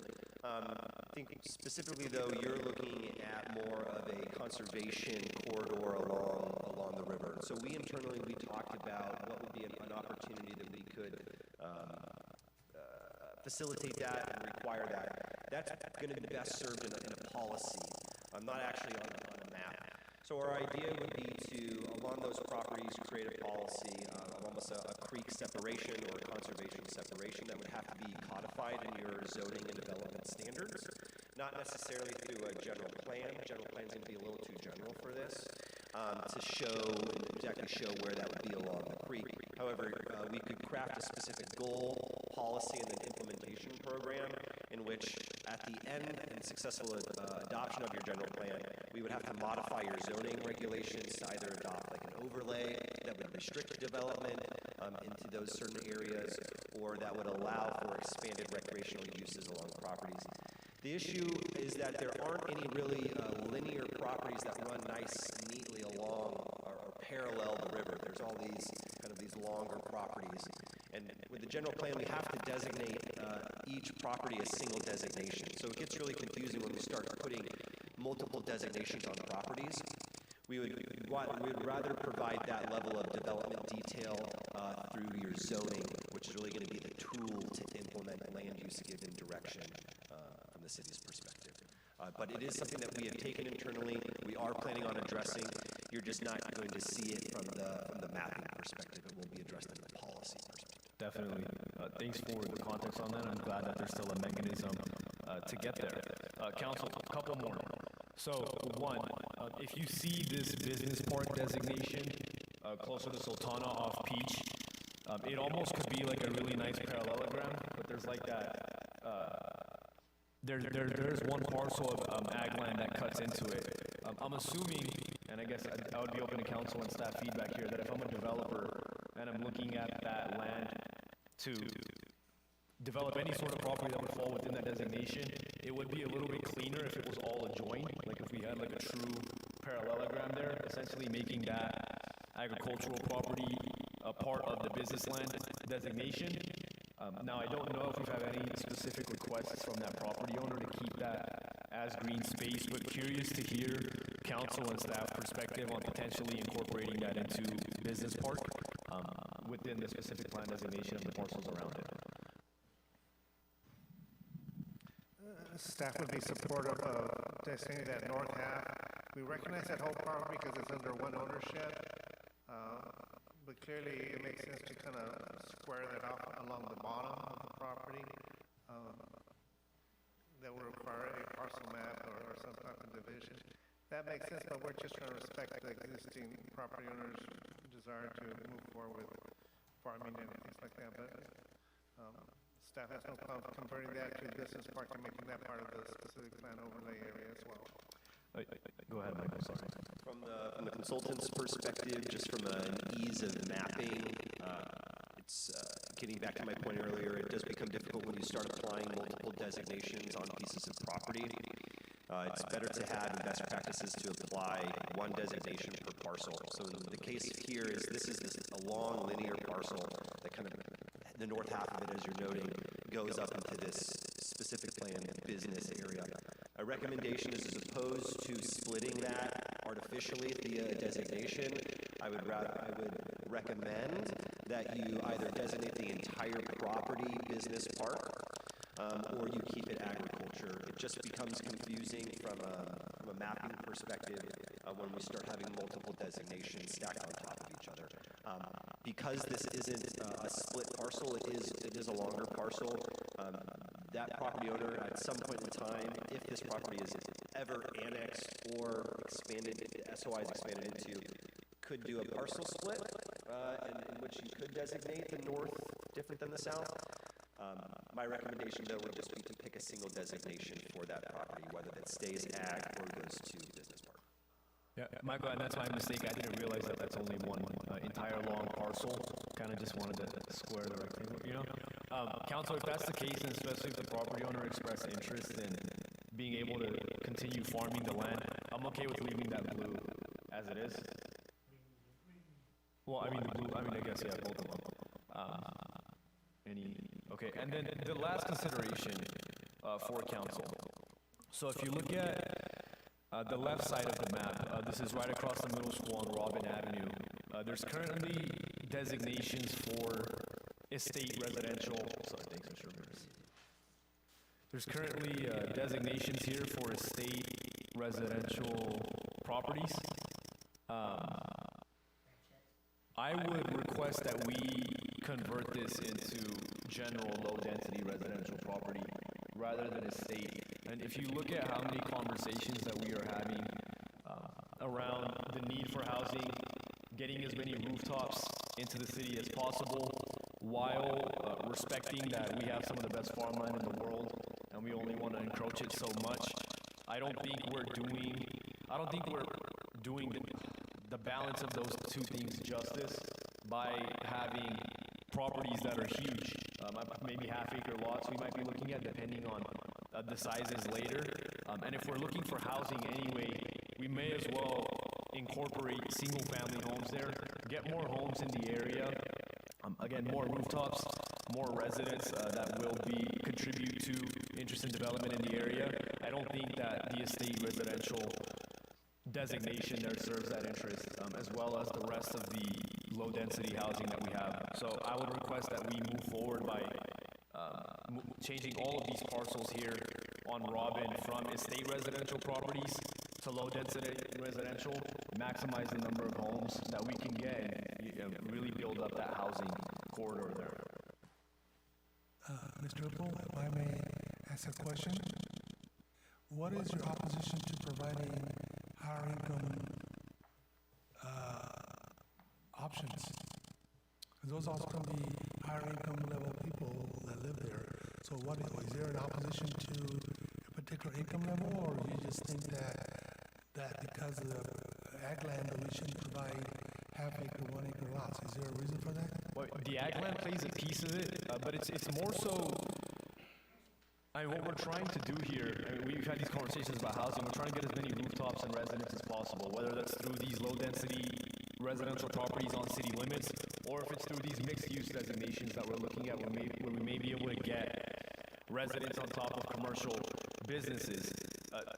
It's not necessarily opposition to high-income folks. I mean, I don't have anything against them, but I do think it's our job to serve the best interest of the majority of the town as needed. And while we could be doing them a favor and giving them the opportunity to buy nice properties in Livingston, when we look at the housing demand and when we look at what's realistic for the majority of our residents, we're catering to a very small subset of the population by having that there. And theoretically, these folks have access to this type of opportunity in other cities and not just Livingston. It's not that I want to drive them away, but again, thinking about the majority of our residents, people that are likely to end up purchasing those homes, we are excluding a lot of them from limited housing opportunity, because I think we'd all agree that it would be nice to get even more housing than we have currently on the map by having larger lots and not smaller lots. So this is really an attempt to cater to a majority of the population, maximize the number of rooftops, and maximize our number of future single-family homes. May I add something, Mayor? Yes, go ahead. That area west of Robin Avenue, we were envisioning ranchettes. It really serves two purposes. One is to provide a variety of housing choices, but the other, and perhaps more significantly, it serves as a transition to the agricultural lands to the west. When you have, I don't say high density, but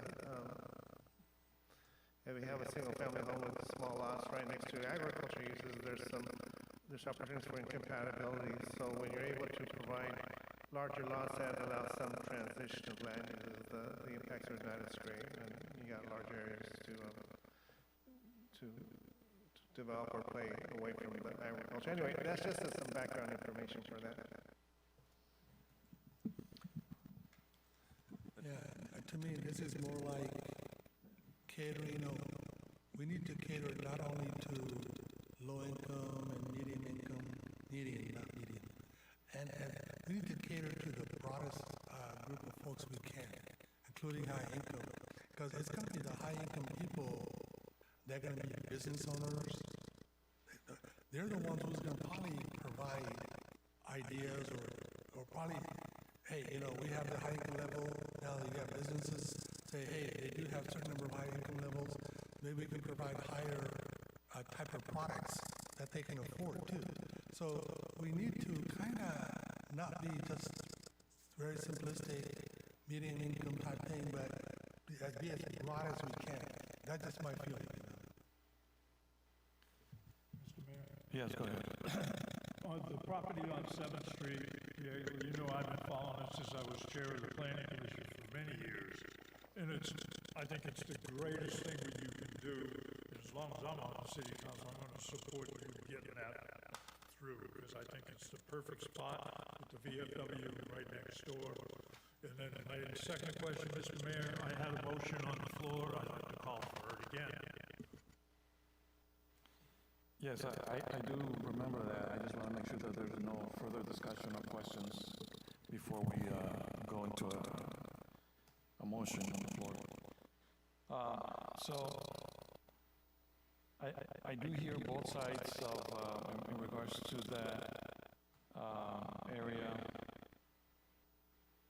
to the west of Robin, and thinking of how close it is to the middle school and to the clinics and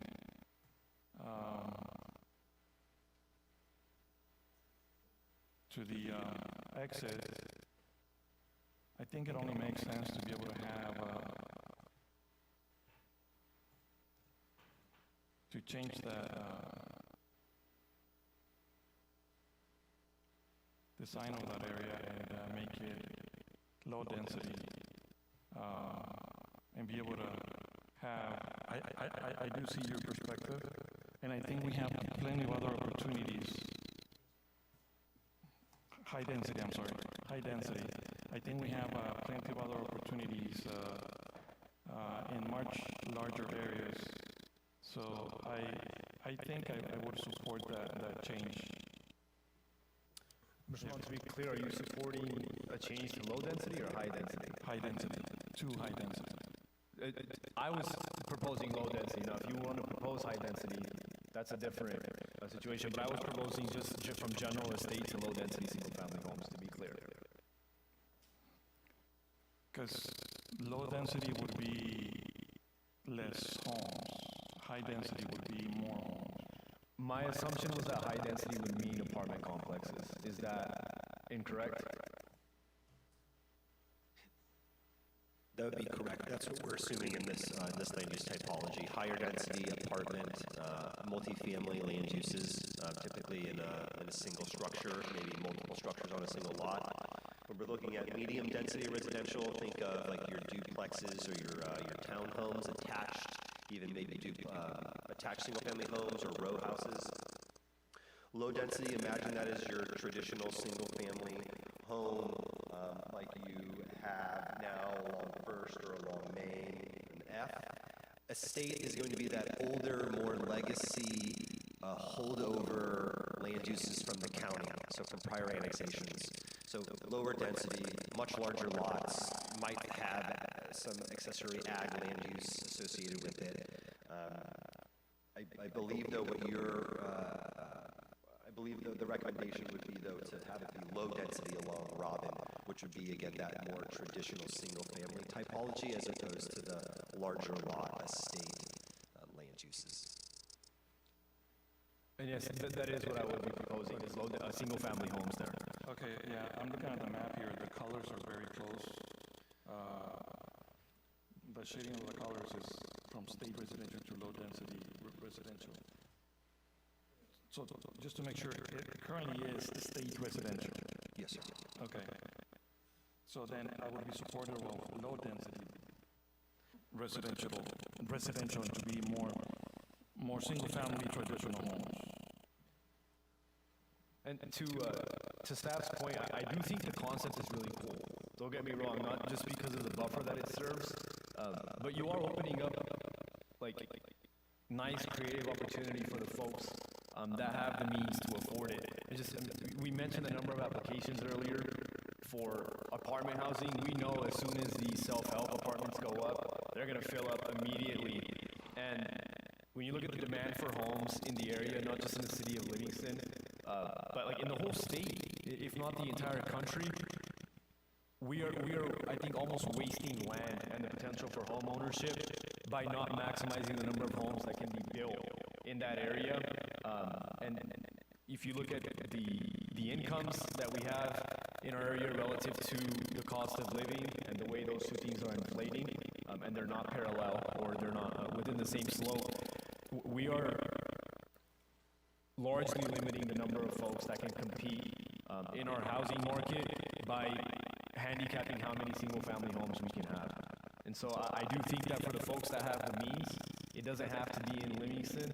There is a lot of other opportunity to access some of these nicer homes, and I think we can get more rooftops and more opportunity for single-family home ownership by maximizing the small amount of land we have in our city. Yeah, Councilman Roku, is there a reason why you think that people that have the means, we should not want coming to the city, Livingston? I mean, they're going to be your high-paying, that's going to be high-tax areas too. You know, property tax is going to be drawing a lot of property taxes. A single home with big homes like that, they're gonna call for service is going to be about the same as a smaller, but they're going to pay a number of property tax. Is there a reason why you want to chase away that type of folks from Livingston and then? Well, I don't want them to run away from the town. We're weighing costs and benefits here. And I think there's a lot more benefit to maximizing the number of single-family homes. Now, even though those individual properties will have higher property tax, there's less of them. With more single-family homes, I'm assuming it'd get to a similar amount if you're looking at a number per acre, but I'd have to hear an analysis on what property taxes look like. It's more so about maximizing potential for the greatest number of residents. I think that's what the single-family laws there accomplish, especially given how many comments have been made about the demand for housing. So I think we're doing a justice to the number of people that are looking for a house they can afford. As we know, we're going to be far more affordable in some of the larger areas around us. We will potentially still attract migration from higher earning folks that have just been priced out of other cities. We were thinking about this long term when we get a high-speed rail eventually, hopefully, where people will be able to commute to work in larger areas. We will attract that population where they're making plenty of money, but they're priced out of the Bay Area. So it's more just an appeal to the reality of the economy that we're in, and opening up the potential for home ownership for as many people as possible.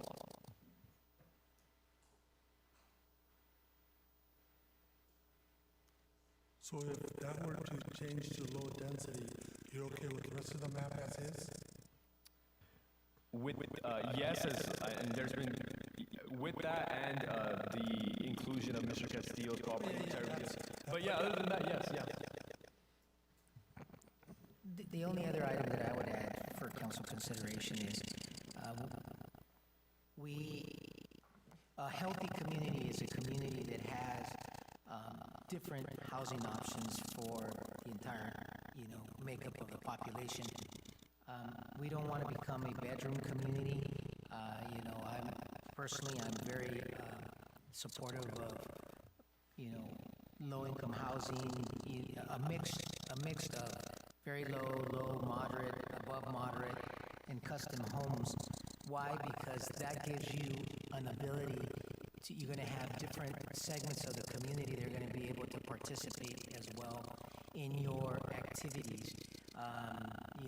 You tend to, if you want to attract, teachers to stay here, other types of professionals to stay here, you have to have, a wide array of options for them to live here. And I'm not advocating for one over the other. All I'm saying is that a healthy community is one that has a balanced approach. And so if I was, out there in the audience and you had, several acres all over the town that's designated as state, I would say, well, that's kind of an overkill. But I think that whether it's a smaller, if you want to reduce that, fine, but I think that we should have an opportunity to have that, broad opportunity of home ownership for all segments of the community, and you're going to and you're going to have a healthier community with that perspective in mind. Mr. Mayor, excuse me for comment. Yes, Mr. Mayor, I appreciate the perspective. That's one of the things that I do really like about our map is there is plenty of opportunity for home ownership along with some more affordable, high-density housing along. And Mayor Pro Tem, to your question, as you said, if we were to incorporate that change and Mr. Castillo's request, I have no other opposition to the rest of the map. And if council has no other pressing questions or comments, I generally support Mr. Wallace's motion, but would like to make it with the amendments of fulfilling Mr. Castillo's request for a mixed-use designation on the parcel that he mentioned, as well as adjusting our estate residential designations to low-density residential designations. Mr. Wallace, what was that what you were? I'd have the low density, gotta make sure now that would be still single-family homes. Yeah, the only reason I wanna make sure single-family homes, because that's one of the official truck routes, that whole corner. And that one little top space right below the blue already has a home on it. So it'd be a perfect extension because it's a single-family home right there. So yes, I would support it with those two changes.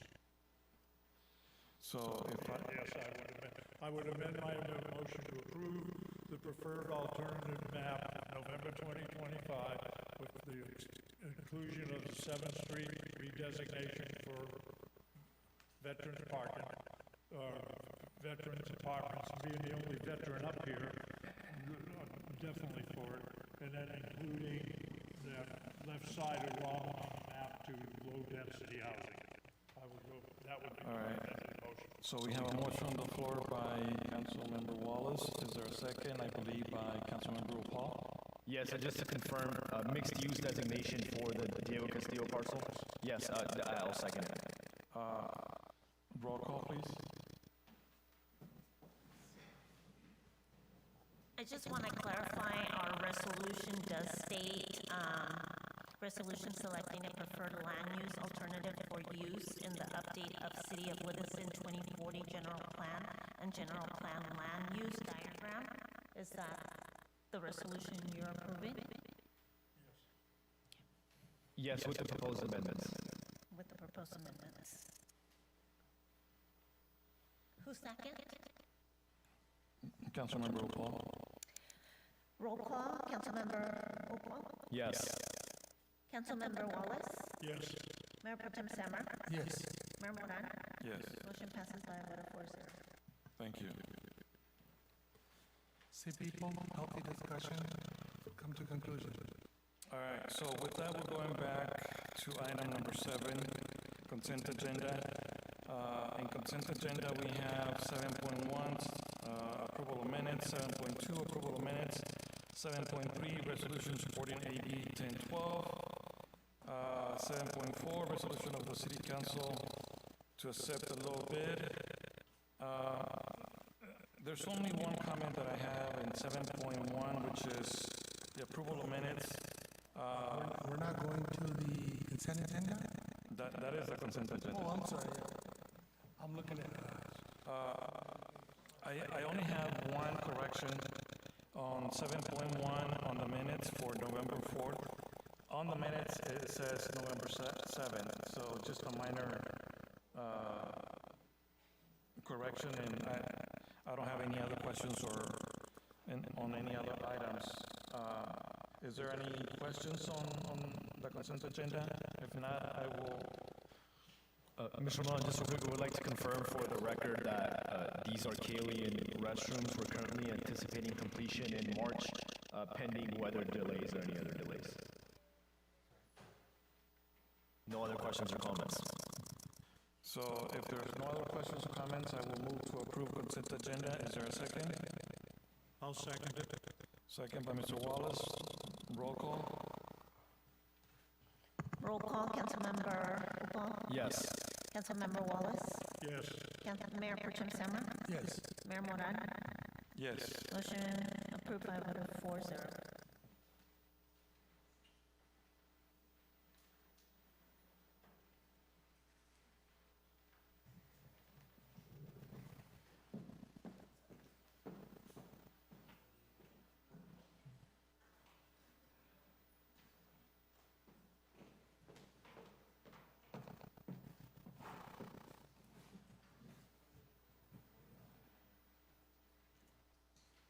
So, on consent agenda, is there, I'm gonna, take a minute real quick at 7:33, I'm sorry, 9:33. 9:33, is there any, comments on the phone in regards to the consent agenda? Questions? 9:34, coming back to the chamber, is there any, comments or citizen questions on this item? Seeing none, closing the citizen comments on 9:34. And then, we need to make the motion again. I make a motion at 9:34, make a motion to approve the consent agenda items. Is there a second? Mr. Wallace, you want to say? Second by Mr. Wallace, roll call again, please. Roll call, Councilmember Upo. Yes. Councilmember Wallace. Yes. Mayor Pro Tem Semmer. Yes. Mayor Moran. Mayor Moran. Yes. Motion passes by a vote of 4-0. All right, thank you. If council is okay, I would like to move item number 9.1 next, which is the update on fire department implementation. It should be real quick, and then we can go back to 8.1. That's okay with you? See? You need a motion, Renee, or just? No, just Just go? majority. Just, Yeah. I'm good with that, all right? All right, so 9.1, discussion of potential action items, update on fire department implementation. Yes, Mr. Mayor and Council, thank you very much, and I certainly appreciate several of the representatives out in the audience. So I wanted to take this moment to kind of just give a nice little overview. So the Fire Ad Hoc Committee has been at work since its creation. There's been several meetings, meeting with consultants, meeting with volunteer staff, meeting with the county, and then just meetings within staff. And so we started off working with CAL FIRE, basically looking at all of our options. You know, would we continue with the county? Would we, create some type of hybrid, or should we go forward with our own standalone fire department? The initial set of numbers that we got from CAL FIRE at a 3.11, for those of you, it's basically the number of personnel that we would have staffed at a station. The county started out at 1.0, and right now it's transitioning to 2.0. What was given to us was the only option was a 3.11. So we asked for actually dollars for that, and the initial dollar amount that came from that initial discussion was at $6.5 million, which is very difficult to attain. Then a little further down the road, CAL FIRE adjusted or provided a different number close to $4 million, which is also a heavy lift for the city. And so then that started the discussion internally in terms of, okay, well, we really need to look at, can we have our own standalone department? So that begun the work of intentionally going in and looking at all the numbers. So as a little pause there, the city was successful in passing Measure L. And so Measure L is providing, we have a range of somewhere between 1.2 to $1.8 million. And the reason we're giving that range is because, as you guys know, sales tax, they go up and down, but we're pretty confident that the number is closer to 1.8 in terms of what we're going to be receiving per year. And then we're looking at the actual personnel costs, and the personnel cost right now that we're estimating is close to $1.7 million. And because there is, there's training involved, you got to hire folks, you have to have job descriptions, you have to, more than likely add new bargaining groups, and all these other components. We went to the county and talked to the county about extending our current contract that we have until June of 2026. So we were asking for, another additional 9 months on top at the end of that. 9 to 12 months. We were looking at 9 to 12 months at the end of the June 30th of 2026. And we've had some discussions back and forth. And so the county was gracious enough to offer a 36-month extension so that we have enough time we now know that we have to go towards our own fire department, but that's going to require, again, as I mentioned before, having job descriptions and looking at the different tables for salaries and steps, and then making sure that we have our mutual aid agreements in place, looking at training and who's going to provide that training. And so we appreciate that. We extend our thanks to our supervisor here for that opportunity. They also provided some off-ramps for the city. So if we don't need the 3 years, if we just need a year or 2 years, we have a 30-day or 60-day is kind of the window that was talked about for that off-ramp. And the actual cost itself for that additional service is significantly higher than what we're currently paying, but it's something that council is going to have to decide, and we're analyzing and looking at all our different options, and so it'll be very soon where we go back to the county and basically talk to the county on,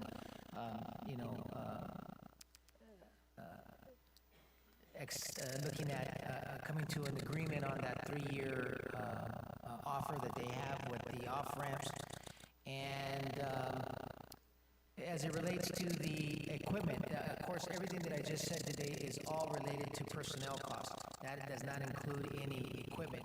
So I anticipate this next meeting that we have, council meeting, we're going to have a resolution and staff report for council to consider buying a new apparatus. We've been working really closely with the volunteer folks and other department folks, and we went to go visit High Tech. We got some specs, and so we should be all ready to go so that we can initiate that, because the lead times for the apparatus is, at least 2 years. Hopefully it's a shorter window, but regardless of what happens, that's going to move forward because we need it. And then there's some other equipment. And by the way, the apparatus doesn't come with all the other equipment that you typically see on the fire truck. So those are things that we have to buy separately. Am I missing anything, Mayor or Mr. Upo?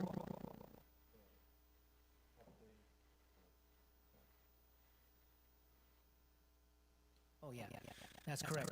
So we're anticipating that we should have something before council in January as far as job descriptions and the salary schedules. And so stay tuned. We think that that's probably going to be in January. So we just wanted to share that with everybody. Unless there's any other questions, that completes my report. Council, any questions? Mr. Paul, anything that we left out? Mr. Mayor, no questions, just a couple comments. Mr. Mayor, thanks for laying out the timeline there. We have a lot of stakeholders related to this item in the room tonight, whether it's folks on our own dais, county supervisors here. We have folks from CAL FIRE, our volunteer firefighter company. Appreciate the time that everybody has put into getting all the little details hashed out. Although there's still discussion that needs to take place, I believe there's consensus from the city to the county and everybody else involved that nobody wants to see a fire station close. You saw that recently with the city of Dos Palos, where they were granted an extension for one of their stations. There's a lot of work being done right now to make sure that we're not at a point where we shut down. And so to our consultants as well, for getting a lot of things up and running for us, just appreciate the time on that, and we are full throttle ahead. Thank you. Anything else? I think everything was covered. And then again, if anybody out in the community or if anybody else has any questions, please feel free to reach out to city manager or council members, Mr. Paul, myself, or two council members on the ad hoc committee, and I appreciate Supervisor being here, and also everyone else of the county to be able to make the effort to participate in those conversations. I think that we've been able to accomplish a lot in such a short period of time, and that's what we want, you know. And I think we all appreciate it. Other than that, if there's no, at this time we'll go out for public comment. Is there anyone on the phone with any public comment at 9:44? Hearing none, coming back to the chamber, is there any citizen comments in the chamber in regards to this item? Seeing none, closing the citizen comments. And so this item was just an update. There's no action needed, correct? Okay.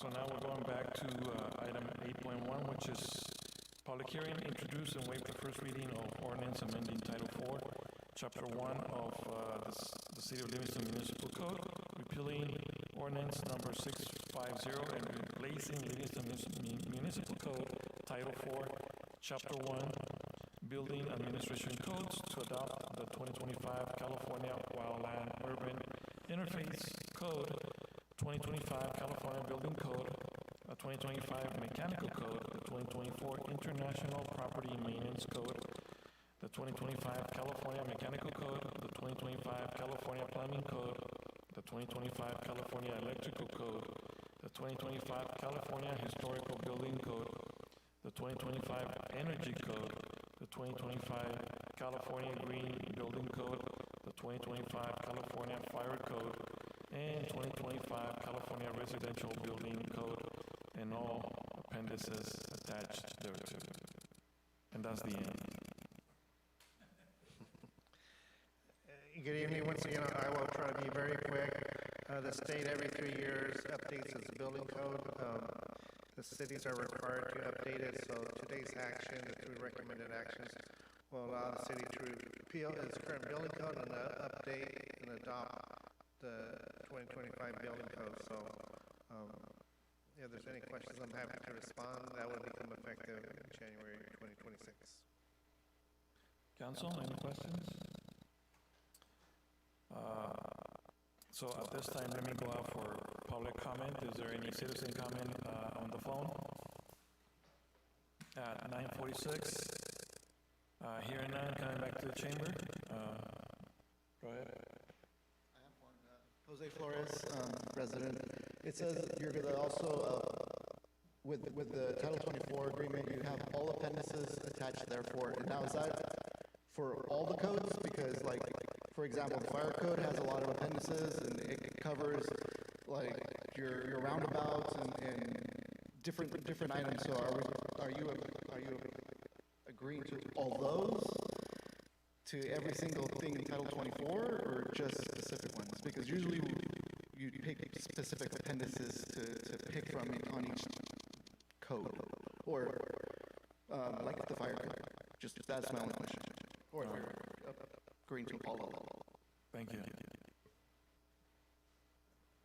That will only apply to the 2025 wall or interface code. Not all of them.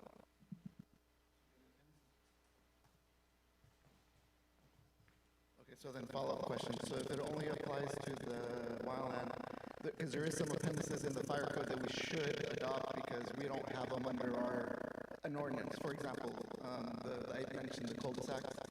We don't have an ordinance for cul-de-sacs, at least I don't believe, for the sizes. But the fire code does have a recommendation, and if you don't adopt the appendices, you cannot apply it if you're looking at a plan review. It's very specific. So the appendices has to be approved under your what you're doing now.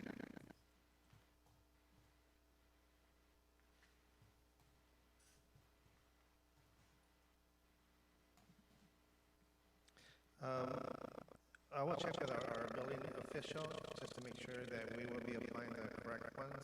My understanding is the ones that I listed, and we need to amend this, and we can adjust that as opposed to the second reading? No?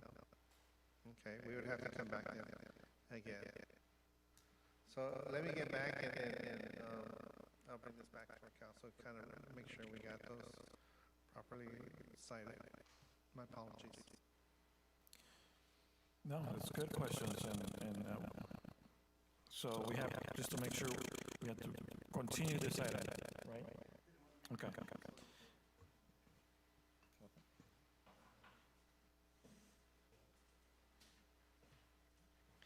All right, so,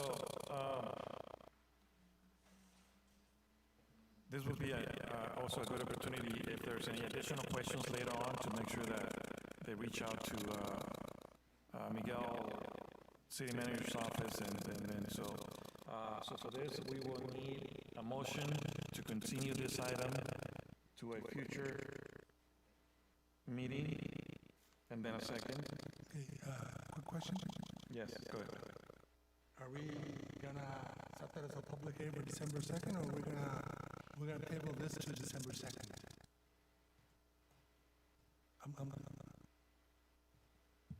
Or to just continue it? Yeah, we're just gonna bring everything back exactly the way it is. So it would be a motion to continue this item for a future date. I will make the motion to continue this at undetermined date. So we have a motion on the floor by Mayor Pro Tem. Is there a second? I'll second. Mr. Flores, thanks for being here tonight and flagging that for us. Second by Councilmember Paul. Roll call, please. Roll call, Councilmember Paul. Yes. Councilmember Wallace. Yes. Mayor Moran. Yes. Mayor Pro Tem Samra. Okay, I thought I lost my vote somehow, yes. Motion passes by a vote of 4-0. All right. Next, we have item 10, announcements and reports. 10-1, City Council members' announcements and reports. Mr. Wallace? Just one, I want to thank the teachers and staff at Selma Elementary for coming to the VFW, recognizing the veterans with cards, thank yous, and all that. It was very nice. It was a work day for the majority of people. There was only 4 veterans there, including myself. But the kids were happy, we had a great time, and all the veterans, whether they were present or not, really appreciated it, because that's something the first time it's ever happened, in my knowledge. Thank you, Selma School, again. Thank you, Mr. Wallace.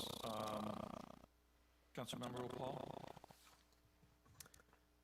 Yes, on November 5th, met with Fresno State's Office of Community and Economic Development about courses that they want to bring to the city for students and families. I'm still getting some details worked out with them on what that'll look like, but I think it'll be a cool opportunity, just given the attendance and the response that they've received in other communities that they've launched this in. Attended the fire ad hoc with the rest of our staff and council involved with that committee, and also met with at least one other county supervisor as well, to discuss all things city, county. I believe I had one more here. I apologize. Let me check my notes.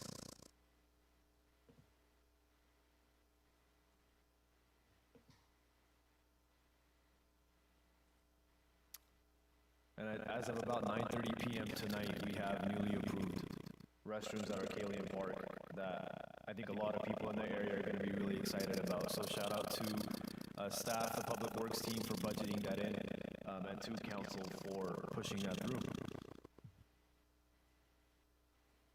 Thank you. Mayor Pro Tem Samra? Thank you, Mr. Mayor. I attended the Merced County Mosquito Abatement meeting today. Just wanted to let you know that the last few weeks, we got a beating because a number of mosquitoes out there. You know, it seems like mosquitoes were extra vicious this year. Hopefully they won't be as bad next year, and we need to get somebody needs to pray for a frost or something so we can get rid of them. You know, but the regular mosquito season is now over. There is no more spraying unless some sort of a health emergency. And other than that, I just want to wish everybody happy Thanksgiving. That is the only true holiday left where, say what you will, but the business and retailers, they have not been able to commercialize it. You know, so it's the true holiday, I think, left. And after that, we got to deal with the guy that's always out there before, you know, he's doing the ho-ho before even, it's going to be the 4th of July is even overshadowed by the Santa, you know. So hopefully, after that, we can just say, okay, Santa, it's your turn. So I just want to wish everybody happy Thanksgiving. Thank you. Thank you. Just a couple of things. I had the opportunity to participate at the Veterans Parade, and also at the Fire meeting, and as you heard before, we had a lot of conversations, and there's a lot of work being done behind the scenes, and really appreciate everybody involved. That's pretty much it right now, and then I think that hopefully, we can have a discussion at our next meeting, the first meeting in December, about Christmas parade in regards to city council and stuff like that. Next item is item 11, council direction on future agenda items. Council, anything in mind at this time? Mr. Mayor, Yes. I know last time we had asked to continue a travel policy and attorney fees usage item when Mr. Roth was back. I know he isn't here with us tonight, but just making sure that those are still on our radar the next time Mr. Roth is in attendance. For me, I would like to direct the staff to bring that at our next meeting. We need to go ahead and move forward. Thank you. Mr. Mayor? Yes, go ahead. I have a couple, just a quick one, so I'm still trying to figure everything out. Shopping carts, I'd like to get that back on an agenda. There's more and more winding up on city streets. The second item, the voters, and I don't know the exact year, made it so you could vote for the city treasurer and the city clerk. I think it's time we reevaluate that situation. Being one that ran for the city clerk and run, you don't have to have any qualifications. If the people in the city like you, you're going to win the election. And then you have to delegate everything to the deputy city clerk. And we already have this deputy city clerk, we have a treasurer. Why was that? And I don't even know when it was done by election, but since it was election by the voters, it would need to be considered for election to eliminate those two positions. It should be paid employees. Thank you. Thank you. Anything else? All right, seeing none, meeting adjourned at 9:57. This is just for the regular meeting. We're going to go back into closed session, and we'll be back as soon as possible.